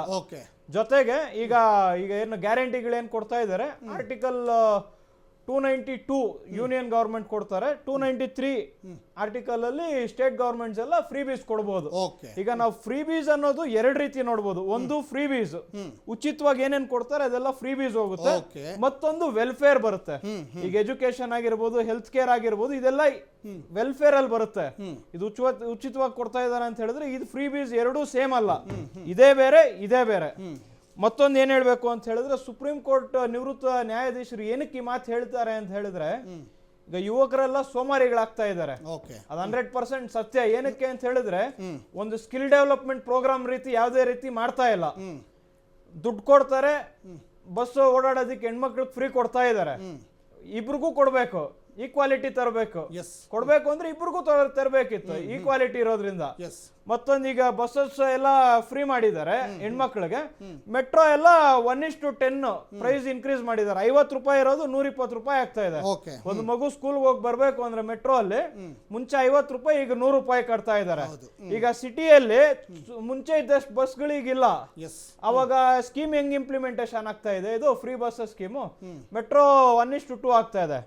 ಜೊತೆಗೆ ಇನ್ನೊಂದು ಏನು ನ್ಯಾಯಾಧೀಶರ ಮಾತಿಗೆ ಇನ್ನೊಂದು ರೀಸನಿಂಗ್ ಕೊಡ್ತೀನಿ. ಶಕ್ತಿ ಯೋಜನೆ ಬಂದ್ಮೇಲೆ ನಮ್ಮ ರಾಜ್ಯದಲ್ಲಿ ಬಸ್ಗಳ ಸಂಖ್ಯೆ ಕಮ್ಮಿ ಆಯ್ತು. ಹೋಗೋ ಮಕ್ಕಳು ಬಸ್ ಕೊಡಿ ಸ್ವಾಮಿ ಅಂತ ಹೇಳ್ಬಿಟ್ಟು ಪೊಲೀಸ್ ಠಾಣೆ ಮೆಟ್ಲೇರ್ಬೇಕಾದಂತ ಪರಿಸ್ಥಿತಿ ಕಡಿಮೆ ಆಯ್ತು. ಮತ್ತೊಂದು ಹೇಳ್ತೀನಿ, ಮತ್ತೊಂದು ಉದಾಹರಣೆ. ಅವ್ರ ಮಾತಿಗೆ ಏನಕ್ಕೆ ಹೇಳಿದ್ರು ಅಂತ ಹೇಳಿದ್ರೆ, ಈಗ ಸುಪ್ರೀಂ ಕೋರ್ಟ್ ಅಲ್ಲಿ ಎಲ್ಲಾ ಸ್ಟೇಟ್ ಅನಾಲಿಸಿಸ್ ಆಗ್ತಾ ಇರುತ್ತೆ. ಎಷ್ಟು ಸ್ಟೇಟ್ ಅಲ್ಲಿ ಎಷ್ಟು ಕ್ರೈಮ್ ಆಗ್ತಾ ಇರುತ್ತೆ, ಎಷ್ಟು ಸ್ಟೇಟ್ ಅಲ್ಲಿ ಎಷ್ಟು ಕೇಸಸ್ ಆಗ್ತಾ ಇದೆ, ಇದೆಲ್ಲ ಅನಾಲಿಸಿಸ್ ಮಾಡ್ತಾ ಇರ್ತಾರೆ. ಸುಮ್ಮನೆ ಅವ್ರು ಮಾತಾಡೋದಕ್ಕೆ ಅವ್ರು ಎಂತ ಪೊಸಿಷನ್ ಅಲ್ಲಿ ಕುತ್ಕೊಂಡಿದ್ದಾರೆ ಅನ್ನೋದು ಅಬ್ಸರ್ವ್ ಮಾಡ್ಬೇಕು ನಾವು. ಅಂತ ಪೊಸಿಷನ್ ಇಂದ ಕುತ್ಕೊಂಡು ಅದೇ ಅವ್ರಿಗೆ ವ್ಯಾಲ್ಯೂ ಇರುತ್ತೆ. ನಾವೀಗ್ಲೂ ಅವ್ರನ್ನ ಜಸ್ಟಿಸ್ ಅಂತಾನೆ ಕರೆಯೋದು, ಹೆಸರಿಟ್ ಕರಿಯಕ್ ಆಗೋದಿಲ್ಲ. ಅವ್ರು ನಿವೃತ್ತಿ ಆಗಿದ್ದಾರೆ ಅಂದ ತಕ್ಷಣ ಹೆಸರಿಟ್ ಕರಿಯಕ್ ಆಗೋದಿಲ್ಲ. ಅವ್ರು ಏನಕ್ಕೆ ಹೇಳ್ತಾರೆ ಅಂತ ಹೇಳಿದ್ರೆ, ಸೋಮಾರಿಗಳಾದ್ರೆ ಯುವಕರು ಅವ್ರ ಮನೆಯಲ್ಲಿ ದುಡ್ಡಿರಲ್ಲ.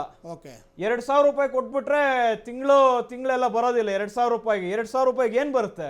ಪೆಟ್ರೋಲ್ ಇವಾಗ ಹೇಳ್ತಾ ಇದ್ರಲ್ಲ, 100 ರೂಪಾಯಿ ಹಾಕೊಂಡ್ರೆ 10 ಲೀಟರ್ ಬರಲ್ಲ ಈ 1,000 ರೂಪಾಯಲ್ಲಿ. ಈಗ ಕ್ರೈಮ್ಗಳು ಹೆಂಗ್ ಜಾಸ್ತಿ ಆಗುತ್ತೆ ಅಂತ ಹೇಳಿದ್ರೆ, ದುಡ್ಡಿಲ್ಲ ಅಂದಾಗ ಕ್ರೈಮ್ ಜಾಸ್ತಿ ಆಗುತ್ತೆ. ಕ್ರೈಮ್ ಜಾಸ್ತಿ ಆದಾಗ ಪೊಲೀಸ್ ಸ್ಟೇಷನ್ಗಳು ಕೇಸ್ಗಳು ಜಾಸ್ತಿ ಆದಾಗ ಹೈಕೋರ್ಟ್ಗೆ ಹೋಗ್ತಾರೆ. ಹೈಕೋರ್ಟ್ ಇಂದ ಮತ್ತೆ ಸುಪ್ರೀಂ ಕೋರ್ಟ್ ಅವ್ರು ಹೇಳ್ತಾರೆ, ಇಷ್ಟು ಕೇಸ್ಗಳು ಜಾಸ್ತಿ ಆಗಿದೆ, ಏನಕ್ಕೆ ಆಗ್ತಾ ಇದೆ, ನೀವು ಅಬ್ಸರ್ವ್ ಮಾಡಿ ಅಂತ ಹೇಳಿದಾಗ ಇದೆಲ್ಲ ಸಮಸ್ಯೆಗಳು ಬರ್ತಾ ಇದೆ. ಎಲ್ಲ ಇದಕ್ಕೆ ಇಂಟರ್ ರಿಲೇಟೆಡ್ ಆಗುವಂತ. ಗೌರವ್ ಅವರೇ, ಅಲ್ಲ ಬರ್ತೀನಿ. ಅಲ್ಲ, ಒಂದು ಪ್ರಶ್ನೆ ಇದೆ ಇವರಿಗೆ. ಗೌರವ್ ಅವರೇ, ಈಗ ಸುಪ್ರೀಂ ಕೋರ್ಟ್ ಹೇಳಿದೆ ಜನರು ಮೈ ಬಗ್ಸಿ ದುಡಿತಾ ಇಲ್ಲ, ಹಳ್ಳಿಗಾಡಲ್ಲಿ ಕೂಲಿ ಕಾರ್ಮಿಕರು ಸಿಗ್ತಾ ಇಲ್ಲ, ಕೃಷಿ ಮಾಡಲಿಕ್ಕೆ ಜನ ಇಲ್ಲ ಅಂತ ಹೇಳ್ತಿದ್ದಾರೆ. ಹಾಗಾದ್ರೆ ಜಡ್ಜ್ಗಳಿಗೆ ಫ್ರೀ ಸೌಲಭ್ಯಗಳೇ ಇಲ್ವಾ? ಹಾಗಾದ್ರೆ ನ್ಯಾಯಾಧೀಶರುಗಳ ಫ್ರೀ ಸೌಲಭ್ಯಗಳನ್ನ ತೆಗೆದುಕೊಳ್ಳೋದೇ ಇಲ್ವಾ? ಹಾಗಾದ್ರೆ ಅದ್ರ ಬಗ್ಗೆನೂ ನಿಮ್ಮಿಂದ ಉತ್ತರ ತಗೊಳ್ತೀನಿ. ಬರ್ತೀನಿ ನಿಮ್ಮ ಹತ್ರ. ಸನತ್ ಕುಮಾರ್ ಅವರೇ, ಬಹಳ ಮುಖ್ಯವಾಗಿ ವಾಜಪೇಯಿ ಅವ್ರನ್ನ ಅಜಾತ ಶತ್ರು ಅಂತ ಕರಿತಾ ಇದ್ರು. ಯಾಕಂದರೆ ಅವರು ಎಲ್ಲ ಪಕ್ಷದವರು ಅವ್ರನ್ನ ಇಷ್ಟಪಡ್ತಾ ಇದ್ರು. ಅದ್ರ ಜೊತೆಗೆ ನ್ಯಾಯ, ವೈದ್ಯಕೀಯ ಚಿಕಿತ್ಸೆ ಜೊತೆಗೆ ವಿದ್ಯೆ, ಇದನ್ನು ಬಿಟ್ಟು ಬೇರೆ ಏನು ಕೂಡ ಉಚಿತ ಕೊಡಬಾರ್ದು ಅಂತ ಈ ಹಿಂದೆನೇ ಅವರು ಸ್ಪಷ್ಟಪಡಿಸಿದ್ರು. ಆದರೂ ಕೂಡ ಇವತ್ತು ಅಂತಹ ಮಹಾನ್ ದಿಗ್ಗಜನ ಮಾತುಗಳನ್ನು, ವಾಕ್ಯಗಳನ್ನು ಧಿಕ್ಕರಿಸಿ ಗ್ಯಾರಂಟಿಗಳನ್ನ ಕೊಡ್ತಾ ಇದ್ದಾರೆ. ಏನಂತಿರ್ತಾವೆ?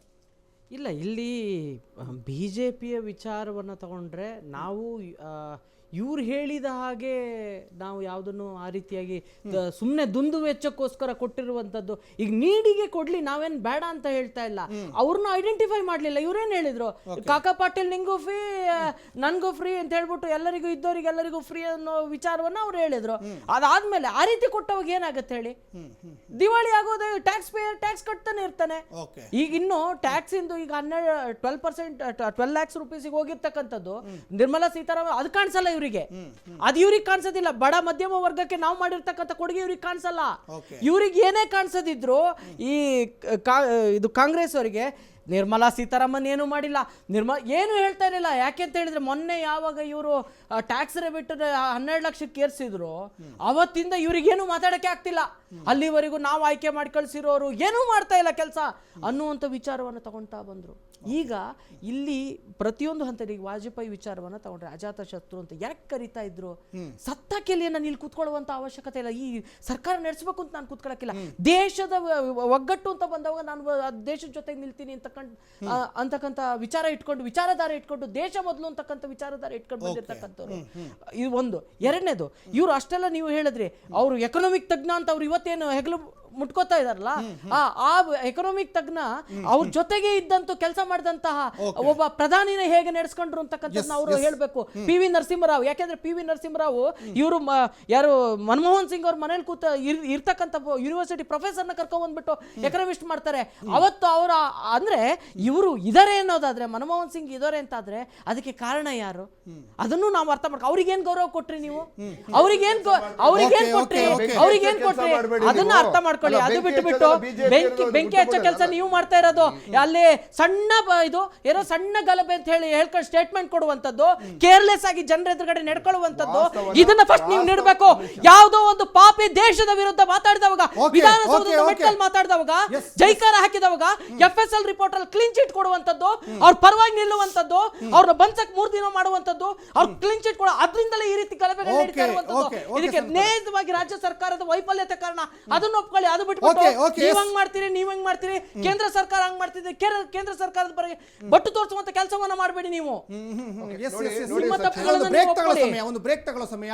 ಈ ಹಿಂದಿನ ಮಾಜಿ ಪ್ರಧಾನಿಗಳಾಗಿದ್ದಂತಹ ದಿವಂಗತ ಮನಮೋಹನ್ ಸಿಂಗ್ ಅವರು ಕೂಲಿಗಾಗಿ ಕಾಳು ಯೋಜನೆಯನ್ನು ತಂದರು. ಅದ್ರ ಜೊತೆಗೆ ವಾಜಪೇಯಿ ಅವರು ವಿದ್ಯೆ, ನ್ಯಾಯ ಮತ್ತು ವೈದ್ಯಕೀಯ ವೆಚ್ಚವನ್ನು ಬಿಟ್ಟು ಸರ್ಕಾರ ಬೇರೆ ಯಾವ ಗ್ಯಾರಂಟಿಗಳನ್ನು ಕೂಡ ಜನತೆಗೆ ಕೊಡಬಾರ್ದು ಅಂತ ಕೂಡ ಹೇಳಿದ್ರು.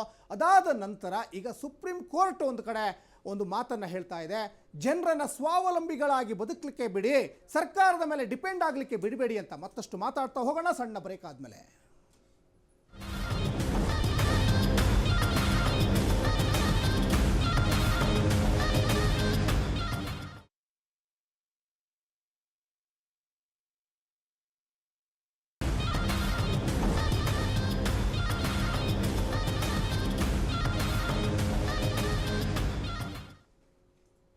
ಸರ್ಕಾರಗಳ ಉಚಿತದಿಂದ ಜನ ಸೋಮಾರಿಗಳಾಗ್ತಾ ಇದ್ದಾರೆ ಅಂತ ಸುಪ್ರೀಂ ಕೋರ್ಟ್ ಕಳವಳವನ್ನು ವ್ಯಕ್ತಪಡಿಸ್ತಾ ಇದ್ದಾರೆ. ಹಳ್ಳಿಗಾಡು ಪ್ರದೇಶಗಳಲ್ಲಿ ಕೂಲಿ ಕಾರ್ಮಿಕರೇ ಸಿಗ್ತಾ ಇಲ್ಲ, ಜನರು ಪರಾವಲಂಬಿಗಳಾಗ್ತಾ ಇದ್ದಾರೆ ಹೊರತು ಸ್ವಾವಲಂಬಿಗಳಾಗ್ತಾ ಇಲ್ಲ. ಜನರನ್ನ ಮುಖ್ಯ ಭೂಮಿಗೆ ತರುವಂತಹ ಕೆಲಸ ಸರ್ಕಾರ ಯಾಕೆ ಮಾಡ್ತಾ ಇಲ್ಲ ಅಂತ ಎಲ್ಲ ಸರ್ಕಾರಕ್ಕೂ ಸುಪ್ರೀಂ ಕೋರ್ಟ್ ಪ್ರಶ್ನೆಯನ್ನು ಮಾಡಿದೆ. ನಾವು ಇದೇ ವಿಚಾರವಾಗಿ ಚರ್ಚೆಯನ್ನು ಮಾಡ್ತಾ ಇದ್ವಿ. ರಘು ದೊಡ್ಡೇರಿಯವರೇ, ಬಹಳ ಮುಖ್ಯವಾಗಿ ಗ್ಯಾರಂಟಿಗಳು ಎಲ್ಲ ಸರ್ಕಾರದವರು ಕೂಡ ಕೊಡ್ತಾ ಇದ್ದಾರೆ, ಬರೀ ನಿಮ್ಮ ಸರ್ಕಾರ ಅಂತಲ್ಲ. ಇವತ್ತು ಆಮ್ ಆದ್ಮಿ ಪಕ್ಷದಿಂದ ಪ್ರಾರಂಭ ಆಗಿ ಕಾಂಗ್ರೆಸ್ ಸರ್ಕಾರ ಕರ್ನಾಟಕದಲ್ಲೂ ಕೂಡ ಕೊಡ್ತು, BJPನೂ ಕೂಡ ಅವ್ರದ್ದೇ ಆದಂತಹ ಒಂದಿಷ್ಟು ಗ್ಯಾರಂಟಿ ಘೋಷಣೆಗಳನ್ನ ಮಾಡಿಕೊಂಡ್ರು. ಆದರೆ ಇಲ್ಲಿ ಬಹಳ ಮುಖ್ಯವಾಗಿ ನಮಗೆ ಮನಮೋಹನ್ ಸಿಂಗ್ ಅವರು ಈ ಒಂದು ಕ್ಷಣದಲ್ಲಿ ನೆನಪಾಗ್ತಾರೆ. ಯಾಕಂದರೆ ಅದ್ಭುತ ಒಬ್ಬ ಆರ್ಥಿಕ ತಜ್ಞ ಅಂದರೂ ಕೂಡ ತಪ್ಪಾಗಲಿಕ್ಕಿಲ್ಲ. ಆ ದೇಶದ ಆರ್ಥಿಕ ಸ್ಥಿತಿಯನ್ನು ಸುಸ್ಥಿತಿಗೆ ತಂದಿದ್ರು ಮನಮೋಹನ್ ಸಿಂಗ್ ಅವರು. ಅವರು ಕೂಲಿಗಾಗಿ ಕಾಳು ಯೋಜನೆಯನ್ನು ತಂದರು, ಯಾವುದೇ ರೀತಿಯಾದಂಥ ಗ್ಯಾರಂಟಿಗಳನ್ನ ಕೊಡಲಿಲ್ಲ. ಅದ್ರ ಜೊತೆಗೆ ವಾಜಪೇಯಿ ಅವರು ವಿದ್ಯೆ, ನ್ಯಾಯ ಜೊತೆಗೆ ವೈದ್ಯಕೀಯ ವೆಚ್ಚ ಬಿಟ್ಟು ಬೇರೆ ಯಾವ ಗ್ಯಾರಂಟಿಗಳನ್ನು ಕೊಡಬಾರ್ದು ಅಂತ ಹೇಳ್ತಾರೆ. ಏನಂತಾರೆ ತಾವು? ನೋಡಿ, ಮೊದಲನೇದಾಗಿ ತಾವು ಕೇಳಿರ್ತಕ್ಕಂಥ ಪ್ರಶ್ನೆಗೆ ಉತ್ತರ ಕೊಡುವ ಮೊದಲು ನಮ್ಮ ಮಿತ್ರರು, ನಮ್ಮ ಅಡ್ವೊಕೇಟ್ ಅವರು ಒಂದು ಮಾತನ್ನು, ಗೌತಮ್ ಅವರು ಒಂದು ವಿಚಾರವನ್ನು ಎತ್ತಿದ್ದಾರೆ, ನನ್ನ ಮಿತ್ರರು ಸನತ್ ಅವರು ಒಂದು ವಿಚಾರ ಹೇಳಿದ್ದಾರೆ. ಮೊದಲನೇದಾಗಿ ನಾನು ಸುಪ್ರೀಂ ಕೋರ್ಟ್ ವಿಚಾರವಾಗಿ, ನಾನು ಸುಪ್ರೀಂ ಕೋರ್ಟ್ ಈ ದೇಶದ ಏನು ಅತ್ಯುನ್ನತ ಇದು ಏನು ಜುಡಿಷಿಯರಿ ಏನು 3 ಅಂಗಗಳಲ್ಲಿ ಒಂದು ಅಂಗ. ಅವರು ಅವರ ಕೆಲಸವನ್ನ ಮಾಡೋದು ಬಿಟ್ಟು ಏನು ಬೇರೆದೆಲ್ಲ ಮೂಗು ತೋರಿಸ್ತಾ ಇದ್ದಾರೆ. ಯಾಕೆ ಅಂತ ಈ ಪ್ರಶ್ನೆ ಕೇಳ್ತೀನಿ ಅಂದ್ರೆ, ಸುಪ್ರೀಂ ಕೋರ್ಟ್ ಅಲ್ಲಿ 2019ರಲ್ಲಿ 2019-20ರಲ್ಲಿ 56,000 ಕೇಸ್ಗಳಿದ್ದು. ಈಗ 2024ರಲ್ಲಿ ಅದು 80,956 ಕೇಸ್ಗಳಾಗಿದೆ. ಹಾಗಾದ್ರೆ ಸುಪ್ರೀಂ ಕೋರ್ಟ್ ಕಡಲೆ ಬೀಜ ತಿಂತಾ ಇದೆಯಾ? ಸುಪ್ರೀಂ ಕೋರ್ಟ್ ನಿಮ್ಮ ಜವಾಬ್ದಾರಿಯನ್ನ ಬಿಟ್ಟು ಸುಪ್ರೀಂ ಕೋರ್ಟ್ ಅನ್ನು ಕೂಡ ಪ್ರಶ್ನೆ ಮಾಡ್ಬೇಕು. ಯಾಕೆ ಪ್ರಶ್ನೆ ಮಾಡಬಾರ್ದು? ಈಗ ಸುಪ್ರೀಂ ಕೋರ್ಟ್ ನನ್ನನ್ನು ಪ್ರಶ್ನೆ ಮಾಡೋ ಹಕ್ಕಿದೆ ಅಂತ ಹೇಳಿದ್ರೆ ಈ ಪ್ರಜಾಪ್ರಭುತ್ವ ವ್ಯವಸ್ಥೆ ಸುಪ್ರೀಂ ಕೋರ್ಟ್ ಅನ್ನು ಪ್ರಶ್ನೆ ಮಾಡಬೇಕು. ಆ ಪ್ರಶ್ನೆ ನಾನೇ ಕೇಳ್ತಾ ಇದ್ದೀನಿ. ಈ ಸುಪ್ರೀಂ ಕೋರ್ಟ್ ನ ರಿಟೈರ್ಡ್ ಜಡ್ಜ್ ಆಗಿರ್ಬೋದು, ನಿಮ್ಗೆ ಆ 80,000 ಕೋಟಿ ಅಮಾಯಕರ ಜನರನ್ನ ರಕ್ತ ಹೀರ್ತಿದಿರಲ್ಲ ನೀವು, ಯಾಕೆ ಇನ್ನು 80,000 ಕೋಟಿ ಕೇಸ್ಗಳನ್ನು ಇಟ್ಕೊಂಡಿದ್ದೀರಿ? ಅದು ಸುಪ್ರೀಂ ಕೋರ್ಟ್ ಅಲ್ಲಿ ಮಾತ್ರ. ಅದಕ್ಕೆ ಇಡೀ ದೇಶಾದ್ಯಂತ 46 ಲಕ್ಷ ಹೈಕೋರ್ಟ್ ಅಲ್ಲಿ ಕೇಸ್ಗಳಿದೆ ಇಡೀ ದೇಶಾದ್ಯಂತ. ಯಾಕದ್ರ ಬಗ್ಗೆ ನೀವು ಬೆಳಕು ಚೆಲ್ತಾ ಇಲ್ಲ? ಏನು ಸುಪ್ರೀಂ ಕೋರ್ಟ್ ಜಡ್ಜ್ಗಳಂತ ಅಂದ್ರೆ ಅದಾಯ್ತು, ನೀವು ಜುಡಿಷಿಯರಿನಲ್ಲಿ ಈಗೇನು ಏನೋ ಜುಡಿಷಿಯರಿನ ಎತ್ತಿಡಬೇಕು ಮಾಡ್ತೀರಾ ನೀವು. ನಿಮ್ಮ ಜುಡಿಷಿಯರಿ ನೀವು ಯು ಕೆನಾಟ್ ಕಂಟ್ರೋಲ್ ಎವ್ರಿಥಿಂಗ್. ಈಗ ಏನೋ ಅಡ್ಮಿನಿಸ್ಟ್ರೇಷನ್ ಮತ್ತೆ ಏನೋ ಲೆಜಿಸ್ಲೇಚರ್ ಏನ್ ಮಾಡಿರ್ತಾರೆ ತಪ್ಪುಗಳನ್ನ ಅದನ್ನು ನೋಡೋ ಜವಾಬ್ದಾರಿ ಮಾತ್ರ ನಿಮ್ದು. ಅದನ್ನ ನಿಮ್ಮ ಜವಾಬ್ದಾರಿಗಳನ್ನ ಅಷ್ಟೊಂದು ಕೇಸ್ಗಳನ್ನು ತೆಗೆದುಕೊಂಡು ಹೋಗಿ ಏನೋ ಗುಡ್ಡೆ ಹಾಕೊಂಡು ಕೂತಿದ್ರಲ್ಲ, ಯಾಕೆ ಕೇಸನ್ನ ಇದು ಮಾಡ್ತಾ ಇಲ್ಲ? 5.2 ಕೋಟಿ ಅಂದ್ರೆ ಡಿಸ್ಟ್ರಿಕ್ಟ್ ಮುನ್ಸಿಪ್ ಕೋರ್ಟ್ಗಳಲ್ಲಿ 5.2 ಕೋಟಿ ಕೇಸ್ಗಳು ಖಾಲಿ ಬಿದ್ದಿದ್ದಾವೆ. ಅಂದ್ರೆ ನೀವು ಸುಪ್ರೀಂ ಕೋರ್ಟ್ ಏನ್ ಮಾಡ್ತಾ ಇದ್ದೀರಿ ಇಲ್ಲಿವರೆಗೂ? ಆಯ್ತು, ನೀವೇ ಯಾರೋ ಜಡ್ಜ್ ಮಾತಾಡ್ತಾ ಇದ್ದೀರಲ್ಲ, ಆ ಜಡ್ಜ್ ನೀವೇನ್ ಮಾಡ್ತಾ ಇದ್ರಿ ನಿಮ್ಮ ಸರ್ವಿಸ್ ಅಲ್ಲಿ? ಓಕೆ. ನೀವು ಆಯ್ತು ನಿಮ್ಮನ್ನ ಅತ್ಯುತ್ತಮವಾದಂಥ ವ್ಯಕ್ತಿ ಅಥವಾ ಏನೋ ಜುಡಿಷರಿ ನೀವು ಕಾನೂನು ಪಾಲಕರು ಅಂತ ಹೇಳಿದ್ವಲ್ಲ, ಇಷ್ಟು ಜನ ಕೇಸ್ಗಳನ್ನ ನೀವು ಯಾಕೆ ಪೆಂಡಿಂಗ್ ಇಟ್ಸ್ಕೊಂಡು ಕೂತಿದ್ದೀರಿ? ಫಸ್ಟ್ ನಿಮ್ಮ ತಟ್ಟೆಲಿ ಬಿದ್ದಿರ್ತಕ್ಕಂಥ ಯಜ್ಞವನ್ನ ಸರಿಪಡಿಸಿ. ನಿಮ್ಮ ಇಡೀ ದೇಶದಲ್ಲಿ ಮೊದಲನೇ ಬಾರಿಗೆ ಸುಪ್ರೀಂ ಕೋರ್ಟಿನ ಜಡ್ಜ್ಗಳು ಗಲಾಟೆ ಮಾಡಿದ್ದನ್ನ ನೋಡಿದಿರಿ. ಕರ್ನಾಟಕದ ದೇಶದ ಸ್ವಾತಂತ್ರ್ಯ ನಂತರದ 75 ವರ್ಷದ ಇತಿಹಾಸದಲ್ಲಿ ಫಸ್ಟ್ ಟೈಮ್ ಆಗಿದ್ದು. ಸೊ ಹಾಗಾಗಿ ಸುಪ್ರೀಂ ಕೋರ್ಟ್ ಮೇಲೆ ನಂಬಿಕೆ ಹೋಗಿದೆ. ಆ ನಂಬಿಕೆ ಬರುವಂತ ರೀತಿ ನಡ್ಕೊಳ್ಳಿ. ಅದು ಮೊದಲನೇದು. ಎರಡನೇದು, ತಮ್ಮ ವ್ಯಾಪ್ತಿಯನ್ನು ಬಿಟ್ಟು ನೀವು ಹೊರಗಡೆ ಹೋಗಬೇಡಿ. ಸಿಕ್ಕಿದಕ್ಕೆಲ್ಲ ಮೂಗು ತೋರಿಸುವಂತ ಪ್ರಯತ್ನ ನೀವು ಮಾಡಬೇಡಿ. ಮೊನ್ನೆ ಮಿನಿಸ್ಟರ್ ಪ್ರೈಮ್ ಮಿನಿಸ್ಟರ್ ಕೂಡ ಹೇಳಿದ್ದಾರೆ, ಏನಂತ, ಇದು ಎಲ್ಲಾರನ್ನು ಮೂಗು ತೋರಿಸಬಾರ್ದು, judiciary should not interfere in everything ಅಂತ. ಜುಡಿಷಿಯರಿಗೆ ಅವ್ರದಂತ ಬೌಂಡ್ರಿ ಇರಬೇಕು. ಅದೇ ರೀತಿ ಅಫ್ಕೋರ್ಸ್ ಲೆಜಿಸ್ಲೇಚರ್ಗೂ ಇರಬೇಕು ಮತ್ತೆ ಅಡ್ಮಿನಿಸ್ಟ್ರೇಟರ್ಸ್ಗೂ ಇರಬೇಕು. ಅದು ಒಂದು ಅವರ ವ್ಯಾಪ್ತಿ ಬಿಟ್ಟು ಹೋಗಬಾರ್ದು. ಅದು ಮೊದಲನೇದು. Supreme court should clean your mess first. ನಿಮ್ಮಲ್ಲಿರ್ತಕ್ಕಂಥ ಮೆಸ್ ಅನ್ನ ಫಸ್ಟ್ ಕ್ಲೀನ್ ಮಾಡಿ, ಆಮೇಲೆ ಬೇರೆಯವರ ತಟ್ಟೆಯನ್ನ ಕ್ಲೀನ್ ಮಾಡಕ್ ಬನ್ನಿ, ಮೊದಲನೇದು. ಸೊ ಎರಡನೇದು, ನಮ್ಮ ಒಂದು ಸನತ್ ಒಂದು ಮಾತನ್ನು ಹೇಳಿದ್ರು, ಕರ್ನಾಟಕ ಸರ್ಕಾರದಲ್ಲಿ ನಾವು ಕೊಡ್ತಾ ಇರ್ತಕ್ಕಂಥದ್ದು ಕೇವಲ ಯುವ ನಿಧಿ ಕೊಡ್ತಾ ಇದ್ದೀವಿ ಅಂತ. ಒಂದು ವಿಚಾರನ ದಯವಿಟ್ಟು ಹೇಳ್ತೇನೆ, ಈ ದೇಶದ ಜನತೆಗೆ ಹೇಳ್ತೇನೆ, ಏನು ಅಂತ ಹೇಳಿದ್ರೆ, ಕರ್ನಾಟಕ ರಾಜ್ಯ ಮಾತ್ರ ಇಡೀ ದೇಶದಲ್ಲಿ, ಬಹುಶಃ ಇಡೀ ಪ್ರಪಂಚದಲ್ಲಿ 1 ಲಕ್ಷ ಯುವಕರಿಗೆ ಡೈರೆಕ್ಟ್ ಆಗಿ ಕಾರ್ಪೊರೇಟ್ ಕಂಪನಿಗಳ ಜೊತೆ ಟೈಅಪ್ ಮಾಡಿ ಟ್ರೈನಿಂಗ್ ಕೊಡ್ತಾ ಇದ್ದೇವೆ. ನಾವೆಲ್ಲ ಮಾಡ್ತಾ ಇರೋದು ಅದನ್ನ ನಾವು ಯಾರು ಇಂಟರ್ಫಿಯರ್ ಮಾಡ್ತಾ ಇಲ್ಲ. No tender, nothing. ನೇರವಾಗಿ 1 ಲಕ್ಷ ಉದ್ಯೋಗವನ್ನ ನೇರವಾಗಿ ನಾವು ಗ್ಯಾರಂಟಿ ಕೊಡ್ತಾ ಇರೋದೇನು ಅಂದ್ರೆ, ಈ ಯುವ ನಿಧಿ ಏನಕ್ಕೆ ಕೊಡ್ತಾ ಇರೋದು ಅಂದ್ರೆ, ಇಮಿಡಿಯೇಟ್ ಆಗಿ ಕೆಲವರು ಲೋನ್. ಒಂದು ಪ್ರಶ್ನೆ, ನಾನು ಆಗ್ಲೇ ನಿಮ್ಗೊಂದು ಪ್ರಶ್ನೆ ಕೇಳಿದೆ, ಕೃಷಿ ಸಮ್ಮಾನ್ ಯೋಜನೆ ಬಗ್ಗೆ ಥರ್ಡ್ ಪಾಯಿಂಟ್. ಕೃಷಿ ಸಮ್ಮಾನ್ ಯೋಜನೆ 6,000 ರೂಪಾಯಿ ಸೆಂಟ್ರಲ್ ಗವರ್ಮೆಂಟ್, 4,000 ನೀವು ಸೇರಿಸಿ ರೈತರ ಅಕೌಂಟಿಗೆ ಹಾಕ್ಬೇಕಿತ್ತು. ಅದು ಬರ್ತೀನಿ, ಇಲ್ವಲ್ಲ ಅದು. ಅದಕ್ಕೆ ಬರ್ತೇನೆ. 5 ಗ್ಯಾರಂಟಿಯಲ್ಲಿ ನಮ್ಮ ಕೃಷಿ ಪ್ರಧಾನ ರಾಷ್ಟ್ರದಲ್ಲಿ ಏನು ಸ್ಕೀಮ್ ಕೊಟ್ಟಿದ್ದೀರಾ? ಸಚಿನ್, ಮಧ್ಯದಲ್ಲಿ ಈಗ ಡಿವೈಡ್ ಮಾಡೋದು ಬೇಡ, ನಿಮ್ಮ ಉತ್ತರ ನಿಮ್ಮ ಪ್ರಶ್ನೆಗೆ ಆನ್ಸರ್ ಕೊಡ್ತೇನೆ. ಸೊ ನಾವು 1 ಲಕ್ಷ, ನಾವು 450 ಕೋಟಿಯನ್ನ ಕೇವಲ ಕಾರ್ಪೊರೇಟ್ ಕಂಪನಿಗಳಿಗೆ ಪೇ ಮಾಡ್ತಾ ಇದ್ದೇವೆ. ಯಾವುದು ಸಣ್ಣ ಪುಟ್ಟ ಕಂಪನಿಗಳಲ್ಲ, IBM, ಮೈಕ್ರೋಸಾಫ್ಟ್, ಗೂಗಲ್, ಯಾವ ದೊಡ್ಡ ದೊಡ್ಡ ಪ್ರಪಂಚದಲ್ಲಿ ಫಾರ್ಚೂನ್ 500 ಕಂಪನಿಗಳಿದೆಯೋ ಅಷ್ಟು ದೊಡ್ಡ ಕಂಪನಿಗಳಿಗೆ ನಾವು 450 ಕೋಟಿಯನ್ನ ನೇರವಾಗಿ ಕೊಡ್ತಾ ಇದ್ದೀವಿ. ಒಂದು ಡೈರೆಕ್ಟ್ ಟ್ರೈನಿಂಗ್, 1 ಲಕ್ಷ ಟ್ರೈನಿಂಗ್ ಅನ್ನ ಮಾಡ್ತಾ ಇದೀವಿ. ಯಾರು ಯುವಕರಿಗಿದ್ದಾರೆ ಅವ್ರಿಗೆ. ಸೊ ಹಾಗಾಗಿ ಕಾಂಗ್ರೆಸ್ ಸರ್ಕಾರ ಕೇವಲ ನಾವು ಗ್ಯಾರಂಟಿ ಮಾತ್ರ ಕೊಟ್ಬಿಟ್ಟು ಸುಮ್ಮನೆ ಕುತ್ಕೊಂಡಿಲ್ಲ. ಯುವ ನಿಧಿಯನ್ನ ಅವ್ರಿಗೆ 3,500 ಕೊಟ್ಬಿಟ್ಟು ನಾವು ಸುಮ್ಮನೆ ಕುತ್ಕೊಂಡಿಲ್ಲ. ನಿಮ್ಮ ಭವಿಷ್ಯವನ್ನ ರೆಡಿ ಮಾಡಬೇಕು. ನಿಮಗೆ ಮ್ಯಾನ್ ಪವರ್ ಏನು ಅವಶ್ಯಕತೆ ಇದೆ. We are exporting our man power. Yes, we are proud. Bengaluru ಇಡೀ ದೇಶದಲ್ಲಿ, ಇಡೀ ಪ್ರಪಂಚದಲ್ಲಿ ಯಾವ್ದಾನ ಒಂದು ಸಿಟಿ 4 ಲಕ್ಷ ಡಿಸೈನ್ ಇಂಜಿನಿಯರ್ಸ್ ಇದ್ದಾರೆ, ಅದು ಬೆಂಗಳೂರು ಮಾತ್ರ. ಇಡೀ ಪ್ರಪಂಚದಲ್ಲಿ ಅತಿ ದೊಡ್ಡ ಕ್ಲಸ್ಟರ್ ಇದೆ ಬೆಂಗಳೂರು ಮಾತ್ರ. ಅದಕ್ಕೆಲ್ಲ ಕಾಂಟ್ರಿಬ್ಯೂಷನ್ ನಮ್ದು ಇದೆ, ಬೇರೆಯವರು ಕೊಟ್ಟಿದ್ದಾರೆ, ಅದು ಬೇರೆ ವಿಚಾರ. ಆದ್ರೆ ನಿಜವಾಗ್ಲೂ ನಮ್ಮ ಗ್ಯಾರಂಟಿ ಯೋಜನೆ ಜನಗಳಿಗೆ ತಲುಪ್ತಾ ಇದೆಯಾ? ನಾವು ಗ್ಯಾರಂಟಿ ಕೊಟ್ಬಿಟ್ಟು ಸುಮ್ಮನೆ ಕುತ್ಕೊಂಡಿಲ್ಲ, ಅವ್ರಿಗೆ ಚಾಟಿ ಬೀಸುವಂತ ಕೆಲಸವನ್ನು ಮಾಡ್ತಾ ಇದೀವಿ. ನಿಮ್ಗೆ ಇಮಿಡಿಯೇಟ್ ಬನ್ನಿ, ಎನ್ರೋಲ್ ಮಾಡಿ, ಟ್ರೈನಿಂಗ್ ಹೋಗಿ, ಟ್ರೈನಿಂಗ್ ಆಗಿ ಎಲ್ಲಿ ಇಂಡಿಯಾದಲ್ಲಿ ಇರ್ತೀರಾ ಇಂಡಿಯಾದಲ್ಲಿ ಇರಿ, ಬೇರೆ ದೇಶಕ್ಕೆ ಹೋಗಿ ಬೇರೆ ದೇಶಕ್ಕೆ ಹೋಗಿ ಅಂತ ಹೇಳಿದೀವಿ. ಹಾಗಾಗಿ ನಾವು ಯಾರನ್ನು ಕೂಡ್ಸೋ ಕೆಲಸ ಮಾಡೋದಿಲ್ಲ. ಆದ್ರೆ ಕೆಲವರು, ಈಗ ನಾನು 20 ವರ್ಷ ಸತತವಾಗಿ ದುಡಿತಾನೆ ಇರ್ತೀನಿ, ಬೆಳಗ್ಗೆ ಸಂಜೆವರೆಗೂ ಬದುಕೋಸ್ಕರ, ನನಗೆ ಅನ್ನಕ್ಕೋಸ್ಕರ ಬದುಕ್ತೀನಿ. ಆದ್ರೆ ಅವ್ರಿಗೆ ಜೀವನ ಪರ್ಯಂತವನು 50 ವರ್ಷ ಆದ ನಂತರ ಕಾಲು ಕೈ ನೋವು ಬಂದ್ರೂ ಕೂಡ ದುಡಿಬೇಕಾ? ಅವರ ಮಕ್ಕಳುಗಳು ಅವರೇನು ಆಸರೆ. ಸೊ ಹಾಗಾಗಿ ಮಕ್ಕಳುಗಳು ಹೇಗೆ ಆಸರೆ ಆಗ್ತಾರೋ ಕುಟುಂಬಗಳಿಗೆ, ಸರ್ಕಾರ ಇವತ್ತು ಒಂದು ಕುಟುಂಬಗಳಿಗೆ ನಿಜವಾಗ್ಲೂ ಅವಶ್ಯಕತೆ ಇರತಕ್ಕಂಥವ್ರಿಗೆ ಆಸರೆ ಆಗಿದೆ. ಅದು ಮೊದಲನೇ ವಿಚಾರ. ನೀವು ಕೃಷಿ ಸಮ್ಮಾನ್ ಯೋಜನೆ ಬಗ್ಗೆ ಮಾತಾಡಿದ್ರಿ. ಕೃಷಿ ಸಮ್ಮಾನ್ ಯೋಜನೆಯಲ್ಲಿ ನೀವು ಲಾಸ್ಟ್ ಟೈಮ್ ಒಂದು ಡೇಟಾವನ್ನ ನೀವೇ ಹೇಳಿದ್ರಿ, 950 ಕೋಟಿಯನ್ನ ಕೊಟ್ಟಿದ್ದೀವಿ ಅಂತ ಹೇಳಿ.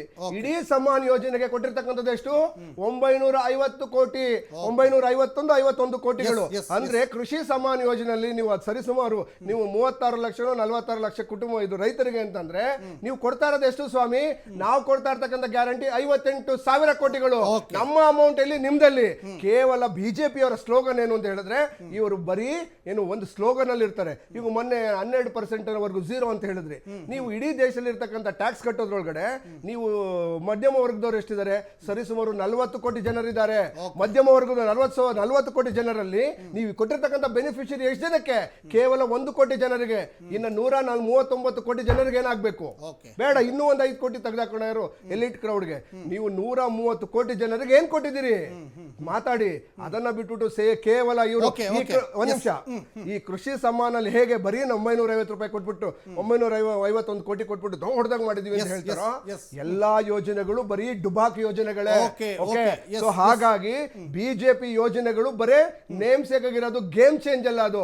They are all name change programme, not a game change programme. Congress ಸರ್ಕಾರ ಮಾತ್ರ, ಮನಮೋಹನ್ ಸಿಂಗ್ ಅವರು ಇವತ್ತು ಮನಮೋಹನ್ ಸಿಂಗ್ ಗ್ಯಾರಂಟಿ ಕೊಟ್ಟಿದ್ದು ಇಡೀ ದೇಶದಲ್ಲಿ ಮೊದಲನೇ ಬಾರಿ ಅಂದ್ರೆ ಅದು ಮನಮೋಹನ್ ಸಿಂಗ್ ಅವರು. ಇವತ್ತು MG ನರೇಗಾ ಏನಾದ್ರು ಇದಿಲ್ಲ ಅಂದಿದ್ರೆ, ಏನು ಎಂ ನರೇಗಾ ಅಂತ ಕರಿತೀವಲ್ಲ, ಅದಿಲ್ಲ ಅಂದಿದ್ರೆ ಇವತ್ತು ಇಡೀ ದೇಶಾದ್ಯಂತ ಬಡವರು ಬದುಕಕ್ಕಾಗ್ತಿರ್ಲಿಲ್ಲ.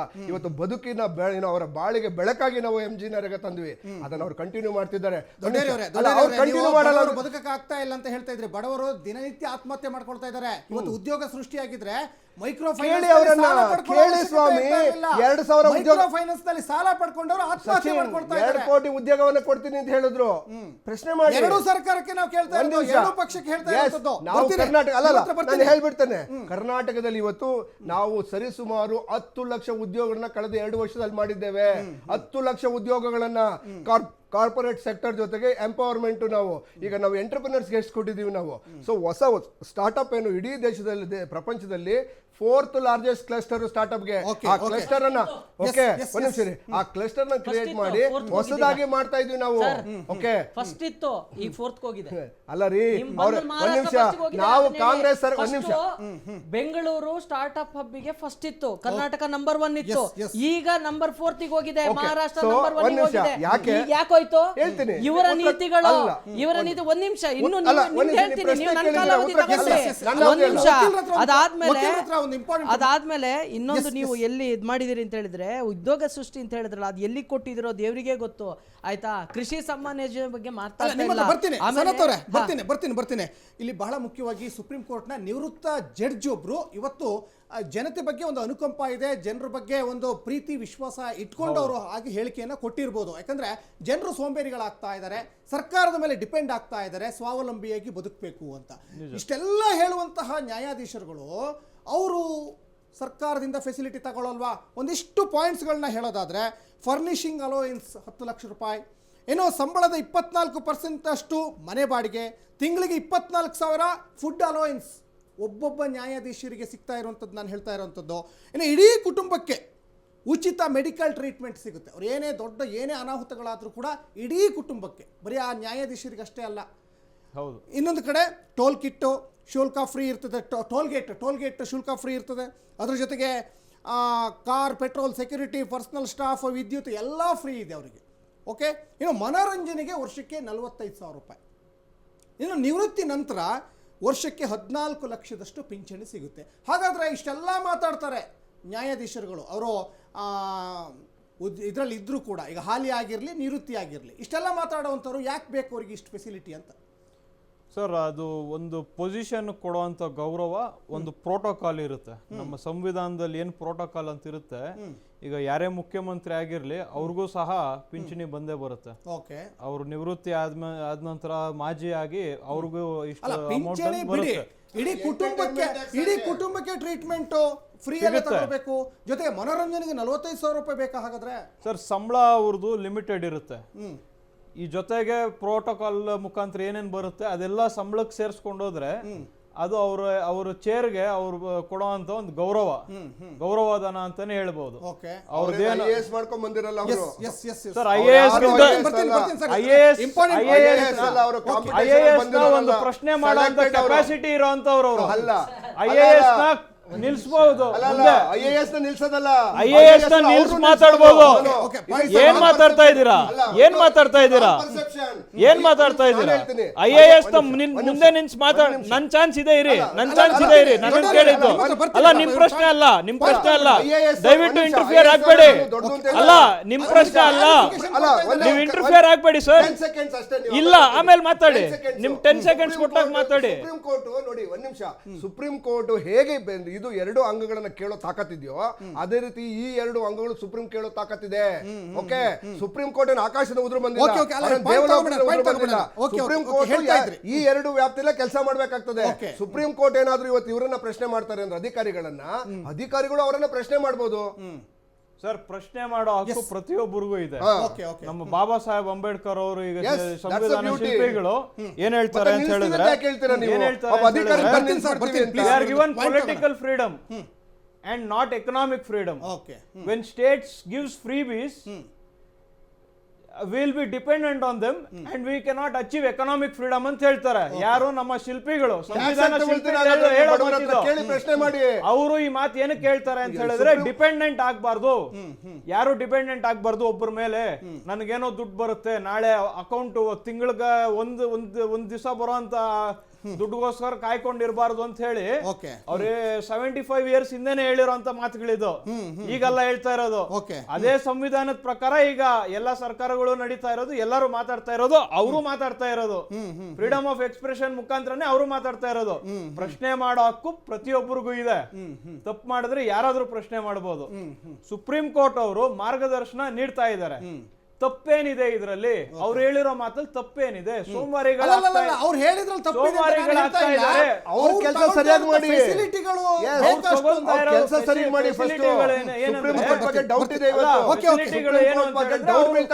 ಕುರ್ಚಿಗಿದೆ ಸಿಎಂ ತಗೊಳ್ತಾ ಇಲ್ವಾ? ಝೀರೋ ಟ್ರಾಫಿಕ್ ಬರ್ತಾ ಇದೆ ಅಲ್ವಾ? ಸಿಎಂ ವೆಹಿಕಲ್ ಕಾನ್ವಾಯ್ ಬಂದ್ರೆ ಅವ್ರೇನ್ IAS ಮಾಡಿದ್ದಾರೆ, ಎಕ್ಸಾಮ್ ಬರ್ದಿದ್ದಾರೆ ಅವರು? ಜನ ಬೆಂಬಲ ಇದೆ, ಜನ ಬೆಂಬಲ ಇದೆ. ಅದೇ ರೀತಿ ಆರ್ಥಿಕವಾಗಿ ಸದೃಢ ಆಗ್ಬೇಕು. ಜನ ಬೆಂಬಲ ಸರಿ, ಜನ ಬೆಂಬಲ ರಾಜಕಾರಣಿಗಳಾಗಿರ್ಲಿ ಎಲ್ಲರೂ ಕೂಡ ಫ್ರೀ ತಗೊಳ್ಳೋದು ಬಿಟ್ಬಿಡ್ಬೇಕು. ಯಾಕೆ ತಗೋಬೇಕು? ಈಗ ಸಿಎಂ ಮನೆಗೆ ಫ್ರೀ ಕರೆಂಟ್, ಸೆಕ್ಯೂರಿಟಿ ಯಾಕೆ ಪ್ರಶ್ನೆ ಮಾಡ್ತಾ ಇಲ್ಲ ಅವರು? ಬಿಟ್ಬಿಡಿ, ಫ್ರೀ ಕಾರ್ ನಿಮ್ ಕಾರಲ್ಲಿ ಉಪಯೋಗಿಸಿ. ಝೀರೋ ಟ್ರಾಫಿಕ್ ಏನಕ್ಕೆ? ಓಕೆ ನಮ್ಮ ದೇಶದಲ್ಲಿ 90% ಬಡವರಿದ್ದಾರೆ, 10% ಶ್ರೀಮಂತರಿದ್ದಾರೆ.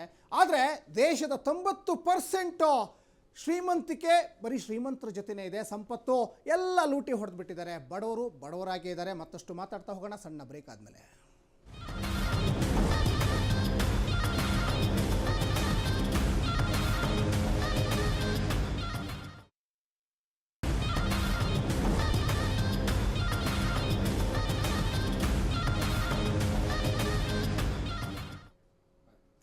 ಸರ್ಕಾರಗಳ ಉಚಿತಗಳಿಂದ ಸೋಮಾರಿತನ ಖಚಿತ ಅನ್ನೋದು ಈಗಾಗಲೇ ಸುಪ್ರೀಂ ಕೋರ್ಟ್ನ ನಿವೃತ್ತ ನ್ಯಾಯಾಧೀಶರು ಅಭಿಪ್ರಾಯವನ್ನು ವ್ಯಕ್ತಪಡಿಸಿದ್ದಾರೆ.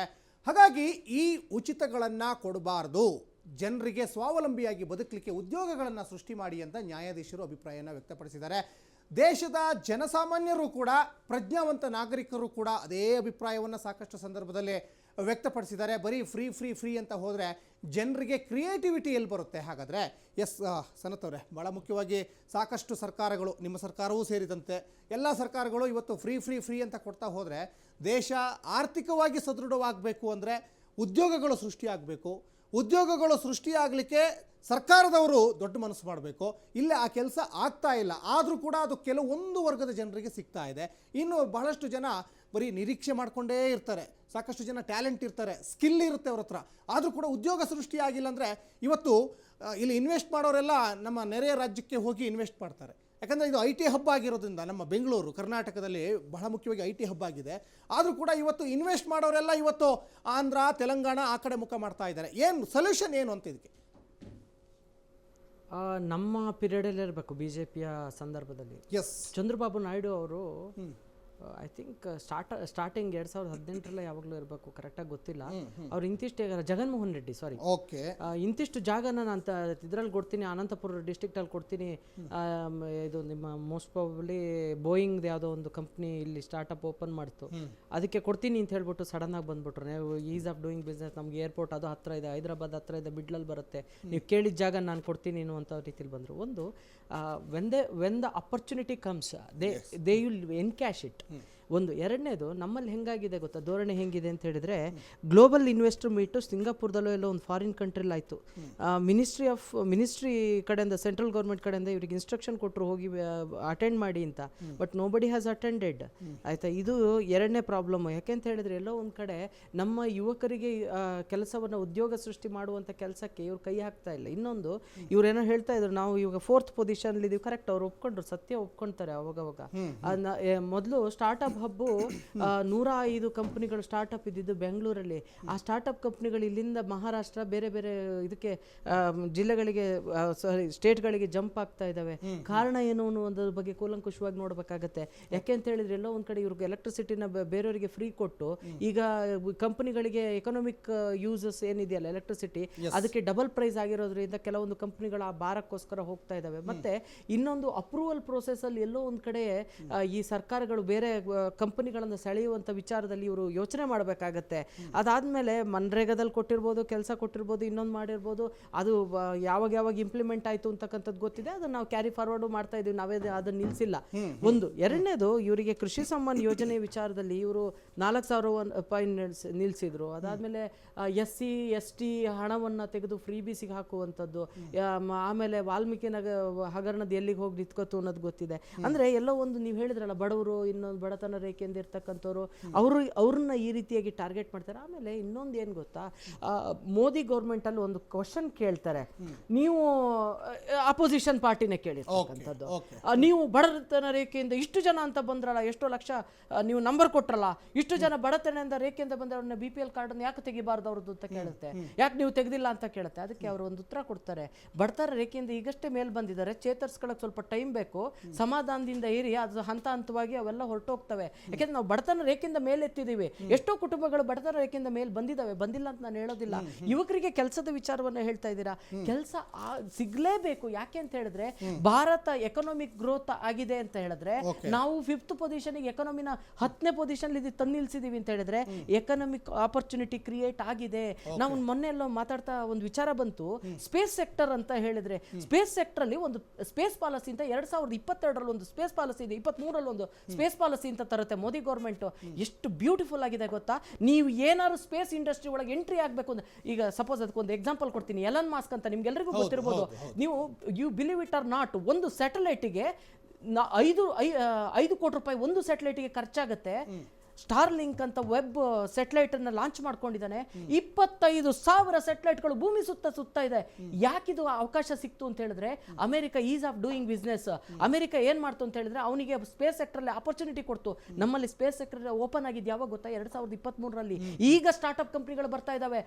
ಎಲ್ಲಿಗೆ ಹೋಗಿದೆ ಅಂತ ಹೇಳಿದ್ರೆ ಇಸ್ರೋ ಮುಂಚೆ ಒಂದು ಕಾಲದಲ್ಲಿ ಇಸ್ರೋ ಹೇಗಿತ್ತು ಗೊತ್ತಾ, ಇಸ್ರೋ ತನ್ನಲ್ಲಿ ಡೆವಲಪ್ ಆಗಿರೋ ಟೆಕ್ನಾಲಜಿ ಹೊರಗಡೆ ಕೊಡೋಂಗಿರ್ಲಿಲ್ಲ. ಬಟ್ ಸ್ಪೇಸ್ ಪಾಲಿಸಿ ಮೋದಿ ಮಾಡಿದ್ದು ಅಂತ ನಾನು ಹೇಳ್ತಾ ಇಲ್ಲ. ISRO has come up with one particular ಇದು, ಅದನ್ನ ಮೋದಿ ಗೌರ್ಮೆಂಟ್, ಯಾಕಂದ್ರೆ ಮಿನಿಸ್ಟ್ರಿ ಆಫ್ ಡೈರೆಕ್ಟ್ಲಿ ಅವರು ಇವರಿಗೆ ಮೋದಿಗೆ ರಿಪೋರ್ಟ್ ಮಾಡ್ಕೊಳ್ಳೋದು, ಪ್ರೈಮ್ ಮಿನಿಸ್ಟರ್ಗೆ ರಿಪೋರ್ಟ್ ಮಾಡ್ಕೊಳ್ಳುವಂಥದ್ದು. ಅದರಿಂದಾಗಿ ಅಲ್ಲೇನಾಗಿದೆ ಅಂತ ಹೇಳಿದ್ರೆ ಸ್ಪೇಸ್ ಸೆಕ್ಟರ್ ಅಲ್ಲಿ ಲಾಟ್ ಆಫ್ ಆಪರ್ಚುನಿಟಿ, ವರ್ಷದಿಂದ ವರ್ಷಕ್ಕೆ ಕೋಟಿ ಇನ್ವೆಸ್ಟ್ಮೆಂಟ್ ಅದ್ರಲ್ಲಿ ಬರ್ತಾ ಇದಾವೆ.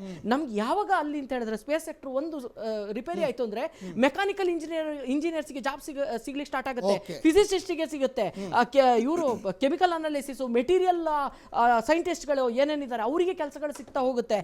ರಿಸರ್ಚ್ ಈ ಸತಿ ಇನ್ನೊಂದು ನೀವು ವಿಚಾರ ಮಾಡಬೇಕು, ರಿಸರ್ಚ್ಗೆ ಫಂಡಿಂಗ್ ಅನ್ನ ಕೊಟ್ಟಿದ್ದಾರೆ. ಯಾಕೆ ರಿಸರ್ಚ್ಗೆ ಈ ಸತಿ ಫಂಡಿಂಗ್ ಕೊಟ್ಟು ಅಂದ್ರೆ 4 ವರ್ಷ ಕರೋನಾ ಆದ್ಮೇಲೆ ರಿಸರ್ಚ್ಗೆ ಫಂಡೇ ಕೊಡ್ಲಿಲ್ಲ.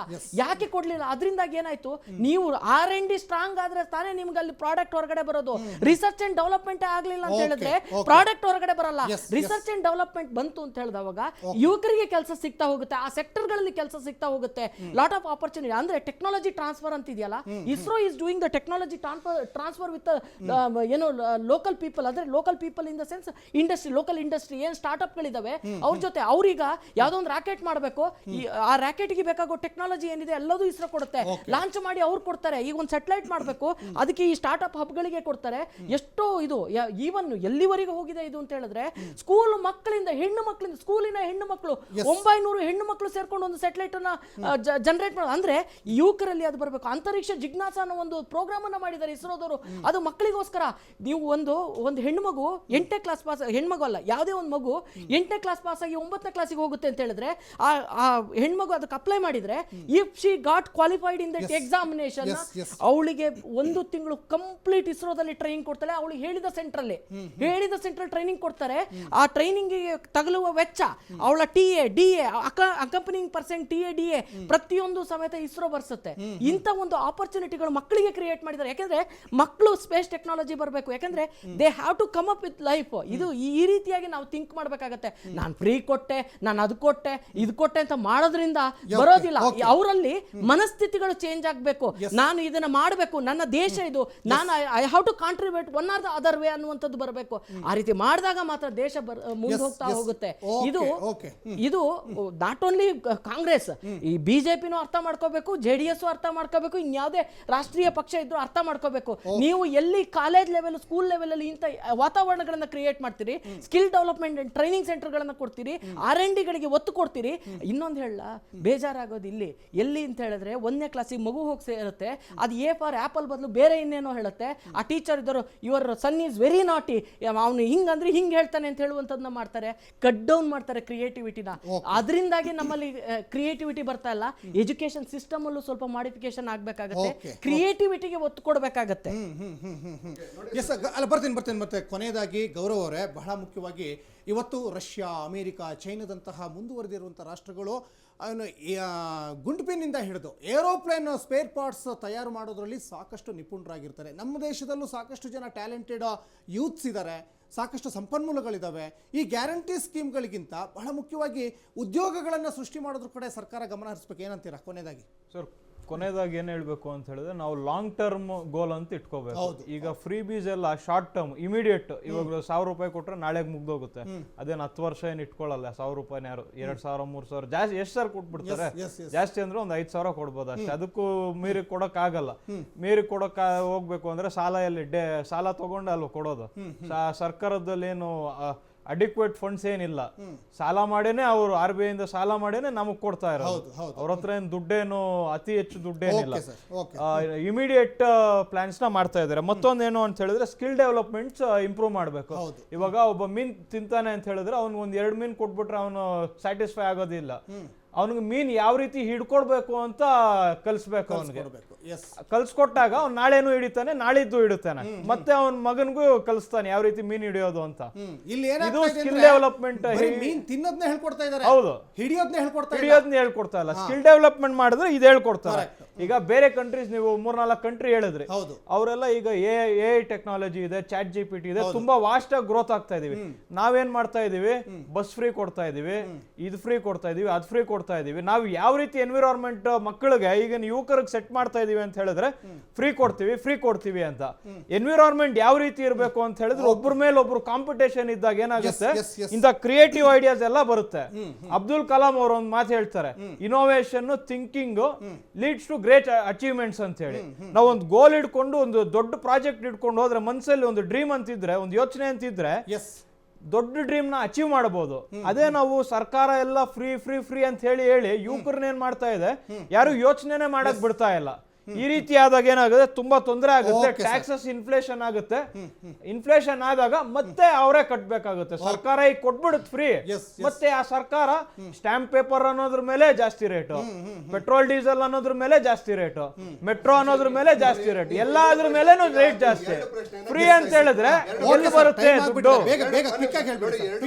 ಕೇಳ್ತಾ ಇದ್ರೆ ಈಗ ನಮ್ಮ ಮಿತ್ರರು ಹೇಳ್ತಾ ಇದ್ರು, ಆಂಧ್ರ ಪ್ರದೇಶ ಏನು ಇದರಲ್ಲಿದೆ, ಏನು ಹೈದರಾಬಾದ್ ಅಲ್ಲ, ತೆಲಂಗಾಣ ಬೇರೆ, ಆಂಧ್ರ ಪ್ರದೇಶ ಬೇರೆ. ಆಂಧ್ರ ಪ್ರದೇಶ ಇದು ಅನಂತಪುರದಲ್ಲಿ ಡೆವಲಪ್ ಮಾಡ್ತಾ ಇದೆ ಅಂತ ಹೇಳಿ. ಆಂಧ್ರ ಪ್ರದೇಶ ನಿಜವಾಗ್ಲೂ ಏನಾದ್ರು, ನಾನು ದಯವಿಟ್ಟು ಅವ್ರ ಬಗ್ಗೆ ಬೇಜಾರಿಲ್ಲ, ಆದ್ರೆ ನಿಜವಾಗ್ಲೂ ಒಂದು ರಾಜ್ಯ ತನ್ನ ಕ್ಯಾಪಿಟಲ್ ಸಿಟಿನೇ ಕನ್ಸ್ಟ್ರಕ್ಟ್ ಮಾಡ್ದಿರಾ, ಸೊ ಅದು ಕರ್ನಾಟಕದ ಬೆಂಗಳೂರಿನ ಮೇಲೆ ಡಿಪೆಂಡ್ ಆಗಿ, ಏನು ಅನಂತಪುರದ ಪಕ್ಕದಲ್ಲಿ ಒಂದು ಡಿಪೆಂಡ್ ಆಗಿ, ಇಲ್ಲಿಂದ ಇನ್ಫ್ರಾಸ್ಟ್ರಕ್ಚರ್, ಮ್ಯಾನ್ ಪವರ್ ಎಲ್ಲ ನಾವು ಬಿಲ್ಡ್ ಮಾಡಿರೋದನ್ನ ಉಪಯೋಗಿಸ್ಕೊಂಡು ಒಂದು ಡೆವಲಪ್ ಮಾಡ್ತೀನಿ ಅಂತ ಹೇಳೋದು ಒಂದು ಸಾಧನೆ ಅಲ್ಲ. ನೀವು ಫಸ್ಟ್ ಆಂಧ್ರ ಪ್ರದೇಶ ಆದ್ರೆ, ನಾನು ನೆಗೆಟಿವ್ ಮಾತಾಡ್ತಿಲ್ಲ, ಆದ್ರೆ ಆಂಧ್ರ ಪ್ರದೇಶದಲ್ಲಿ ಒನಿಶಾ ಪ್ಲೀಸ್, ಆಂಧ್ರ ಪ್ರದೇಶ ನಿಜವಾಗ್ಲೂ ನೀವು ಫಸ್ಟ್ ಈ ಕರ್ನಾಟಕದಲ್ಲಿ ಏನು ಇಂಡಸ್ಟ್ರಿ ಮಾಡಿದೀವಲ್ಲ ನಾವು, ಆ ಇಂಡಸ್ಟ್ರಿ ರೀತಿ ಫಸ್ಟ್ ಒಂದು ಕ್ಯಾಪಿಟಲ್ ಸಿಟಿ ಮಾಡಿ ಸ್ವಾಮಿ, ಅದನ್ನ ಆಮೇಲೆ ಮಾಡಿವ್ರಂತೆ. ಯಾಕಂದ್ರೆ ಕರ್ನಾಟಕದಲ್ಲಿ ಕ್ವೀನ್ ಸಿಟಿ ಮಾಡಿದ್ದೇವೆ. ಇಡೀ ಪ್ರಪಂಚದಾದ್ಯಂತ ಇವತ್ತೇನು ಫಾರಿನ್ ಹೋಗ್ತಾ ಇದಾರಲ್ಲ, ಸರಿ ಸುಮಾರು 20 ಲಕ್ಷ ಜನ ಯುವಕರು ಬೇರೆ ದೇಶ ಬಿಟ್ಟು ಹೊರಗಡೆ ಹೋಗಿದ್ದಾರೆ. ಅವರೆಲ್ಲ ಇಲ್ಲೇ ದೇಶದಲ್ಲಿ, ಇಡೀ ದೇಶದ ಫಾರಿನ್ ಹೋಗೋ ವಿದ್ಯಾರ್ಥಿಗಳೆಲ್ಲ ಇಲ್ಲೇ ಓದ್ಬೋದು, ಇಲ್ಲೇ ಓದ್ತಾರೆ. ಆಮೇಲೆ ಬ್ಯಾಟ್ರಿ ಮಾಡಿ. ಆದ್ರೆ ಯುವಕರಿಗೆ ಸ್ಕಿಲ್ ನಾವು ಕೊಡ್ತಾ ಇದ್ದೀವಿ 1 ಲಕ್ಷ. ಬಿಡಿ ಅಂತ ನೀವು- ಹೇಳಿ ನಾವು ಬಿಜೆಪಿ ಅವ್ರ ರೀತಿ ಅಲ್ಲ. ಹೆಲ್ತ್ ಕೇರ್ ನ ವರ್ಲ್ಡ್ ಕ್ಲಾಸ್ ಡೆವಲಪ್ Yes, ಮಾಡಿ yes, yes, yes. ಟೀಚರ್ಸ್ ಅದನ್ನ ಕೊಡಿ ಮಾತಾಡಿ. ಶಾಲೆಗಳಲ್ಲಿ ಜನರನ್ನ ಟ್ವಿನ್ ಸೋಂಬೇರಿ ಸಿಟಿನಲ್ಲಿ ಮಾಡ್ಬೇಡಿ ಸರ್. ಅಲ್ಲ. ಟ್ವಿನ್ ಸಿಟಿನಲ್ಲಿ ಇಡೀ ಪ್ರಪಂಚದಲ್ಲಿ ಇರ್ತಕ್ಕಂಥ ಬೆಸ್ಟ್ ಯೂನಿವರ್ಸಿಟಿ Okay, ಹಾಸ್ಪಿಟಲ್ಗಳು ಕೊನೆ ಮಾತು ಹೇಳ್ಬಿಡ್ತೀನಿ. ಏನು ಹೆಲ್ತ್ ಟೂರಿಸಂ ಇದೆ. Okay. ಹೆಲ್ತ್ ಟೂರಿಸಂ ಮತ್ತೆ ಎಜುಕೇಶನ್ ಟೂರಿಸಂ ನಾವು ಅಮೆರಿಕ ಬೇರೆ ದೇಶಕ್ಕೆ ಹೋಗೋದ್ ಬೇಕಾಗಿಲ್ಲ. ಅಮೆರಿಕ ಬೇರೆ ದೇಶದವರು ಬೆಂಗಳೂರಿಗೆ ಬರುವಂತ ಕೆಲಸ ಓಕೆ ಸರ್, ಆ ಕೆಲಸ ಬೇಗ ಆಗ್ಲಿ, ಆಗ್ಲಿ, ಗೌರವ ಅವ್ರೆ, ಏನ್ ಹೇಳ್ಬೇಕಂದ್ರೆ ಬೇಗ ಬೇಗ. ಕೊನೆ ಮಾತೇನು ಅಂತ ಹೇಳಿದ್ರೆ ಫ್ರೀ ಕೊಡಬೇಕು ಅನ್ನೋಂಗಿದ್ರೆ ಎಜುಕೇಶನ್ ವರ್ಲ್ಡ್ ಕ್ಲಾಸ್ ಮಾಡಿ, ಹೆಲ್ತ್ ಸೆಕ್ಟರ್ ನ ವರ್ಲ್ಡ್ ಕ್ಲಾಸ್ ಮಾಡಿ. ಓಕೆ ಸರ್ಕಾರಿ ಶಾಲೆಗಳಲ್ಲಿ ಅನೇಕ ಶಾಲೆಗಳಲ್ಲಿ ಶಿಕ್ಷಕರು ತೊಂದರೆ ಆಗ್ತದೆ. ನಾನು ಇದ್ರ ರಿಲೇಟೆಡ್ ಹೋರಾಟ ಮಾಡಿದ್ದೆ, Yes, yes. ಶಿಕ್ಷಕರಿಲ್ಲ ಅಂತ ಹೇಳಿ. ಅಲ್ಲಿ ಶಿಕ್ಷಕರು ಅತಿ ಹೆಚ್ಚು ಮಾಡಿ ಇನ್ಫ್ರಾಸ್ಟ್ರಕ್ಚರ್ ಡೆವಲಪ್ ಮಾಡಿ ಮತ್ತೆ ಅವ್ರಿಗೆ ಬೇಕಾಗಿರುವಂತ ಟ್ರೈನಿಂಗ್ ಕೊಡಿ. ಹೆಲ್ತ್ ಸೆಕ್ಟರ್ ಅಲ್ಲಿ ಗೌರ್ಮೆಂಟ್ ಹಾಸ್ಪಿಟಲ್ ಯಾರು ಸರ್ ಹೋಗ್ತಾರೆ? ಅಲ್ಲೋದ್ರೆ ನಮ್ಗೆ ಸಮಸ್ಯೆ ಅಂತಾರೆ. Yes, yes, ಅಲ್ಲಿ yes, sir. ಇನ್ಫ್ರಾಸ್ಟ್ರಕ್ಚರ್ ಇಲ್ಲ ಅಂತ ಹೇಳಿದ್ರೆ Okay, okay. ಬದುಕಿರ್ತಾರೋ ಸತ್ತೋಗ್ತಾರೋ ಅಂತ ಭಯ ಇರುತ್ತೆ. ಡೆವಲಪ್ ಮಾಡೋಂಗಿದ್ರೆ ಫ್ರೀ ಬೀಸ್ ಅಲ್ಲಿ ಕೊಡಿ, ವೆಲ್ಫೇರ್ ಮೆಜರ್ಸ್ ತಗೊಳ್ಳಿ. Okay, sir. ವೆಲ್ಫೇರ್ ಮೆಜರ್ಸ್ ತಗೊಂಡು ಡೆವಲಪ್ ಮಾಡಿ. ಎಜುಕೇಶನ್ ಅಂಡ್ ಹೆಲ್ತ್ ಸೆಕ್ಟರ್ ಎರಡು ಡೆವಲಪ್ ಮಾಡಿದ್ರೆ ಯಾವುದೇ ರೀತಿ ಫ್ರೀ ಬೀಸ್ ಬೇಡ, automatically country automatic country develop ಆಗುತ್ತೆ. Yes sir, yes sir. Raghu Dodderi ಅವರೇ, ಜೊತೆಗೆ ಗೌರವ್ ಮತ್ತೆ ಸನತ್ ಅವರೇ, ಮೂರು ಜನರಿಗೂ ಕೂಡ ಅನಂತ ಧನ್ಯವಾದಗಳು. ಸಾಕಷ್ಟು ವಿಚಾರಗಳನ್ನು ವಿನಿಮಯ ಮಾಡಿಕೊಂಡ್ರೆ ಒಟ್ಟಿನಲ್ಲಿ ಸರ್ಕಾರದ ಉಚಿತಗಳಿಂದ ಸೋಮಾರಿತನ ಖಚಿತ ಆಗ್ತಾ ಇದೆ. ಆದರೆ ಇನ್ನು ಮುಂದಾದರೂ ಕೂಡ ಸರ್ಕಾರದವರು ನೀವು ಎಷ್ಟೇ ಗ್ಯಾರಂಟಿಗಳನ್ನ ಕೊಡಿ, ಆದರೆ ಯಾವ ವರ್ಗದವರು ಬಡತನದಲ್ಲಿದ್ದಾರೆ, ಯಾರಿಗೆ ಅಲ್ಲಿ ಶಕ್ತರಿಲ್ಲ ಅಂಥವರಿಗೆ ಈ ಗ್ಯಾರಂಟಿಗಳನ್ನ ಕೊಟ್ಟು ಮತ್ತು ದುಡಿಯುವಂತಹ ಜನರಿಗೆ ಉದ್ಯೋಗಗಳನ್ನು ಸೃಷ್ಟಿ ಮಾಡಿಕೊಡಿ ಅಂತ ಹೇಳ್ತಾ ಇವತ್ತಿನ ಚರ್ಚಾ ಕಾರ್ಯಕ್ರಮವನ್ನು ಮುಗಿಸ್ತಾ ಇದ್ದೀನಿ. ನೋಡ್ತಾ ಇರಿ ಅಶ್ವವೇಗ ನ್ಯೂಸ್, ಇದು ಸತ್ಯಾನ್ವೇಷಣೆಯ ಓಟ್.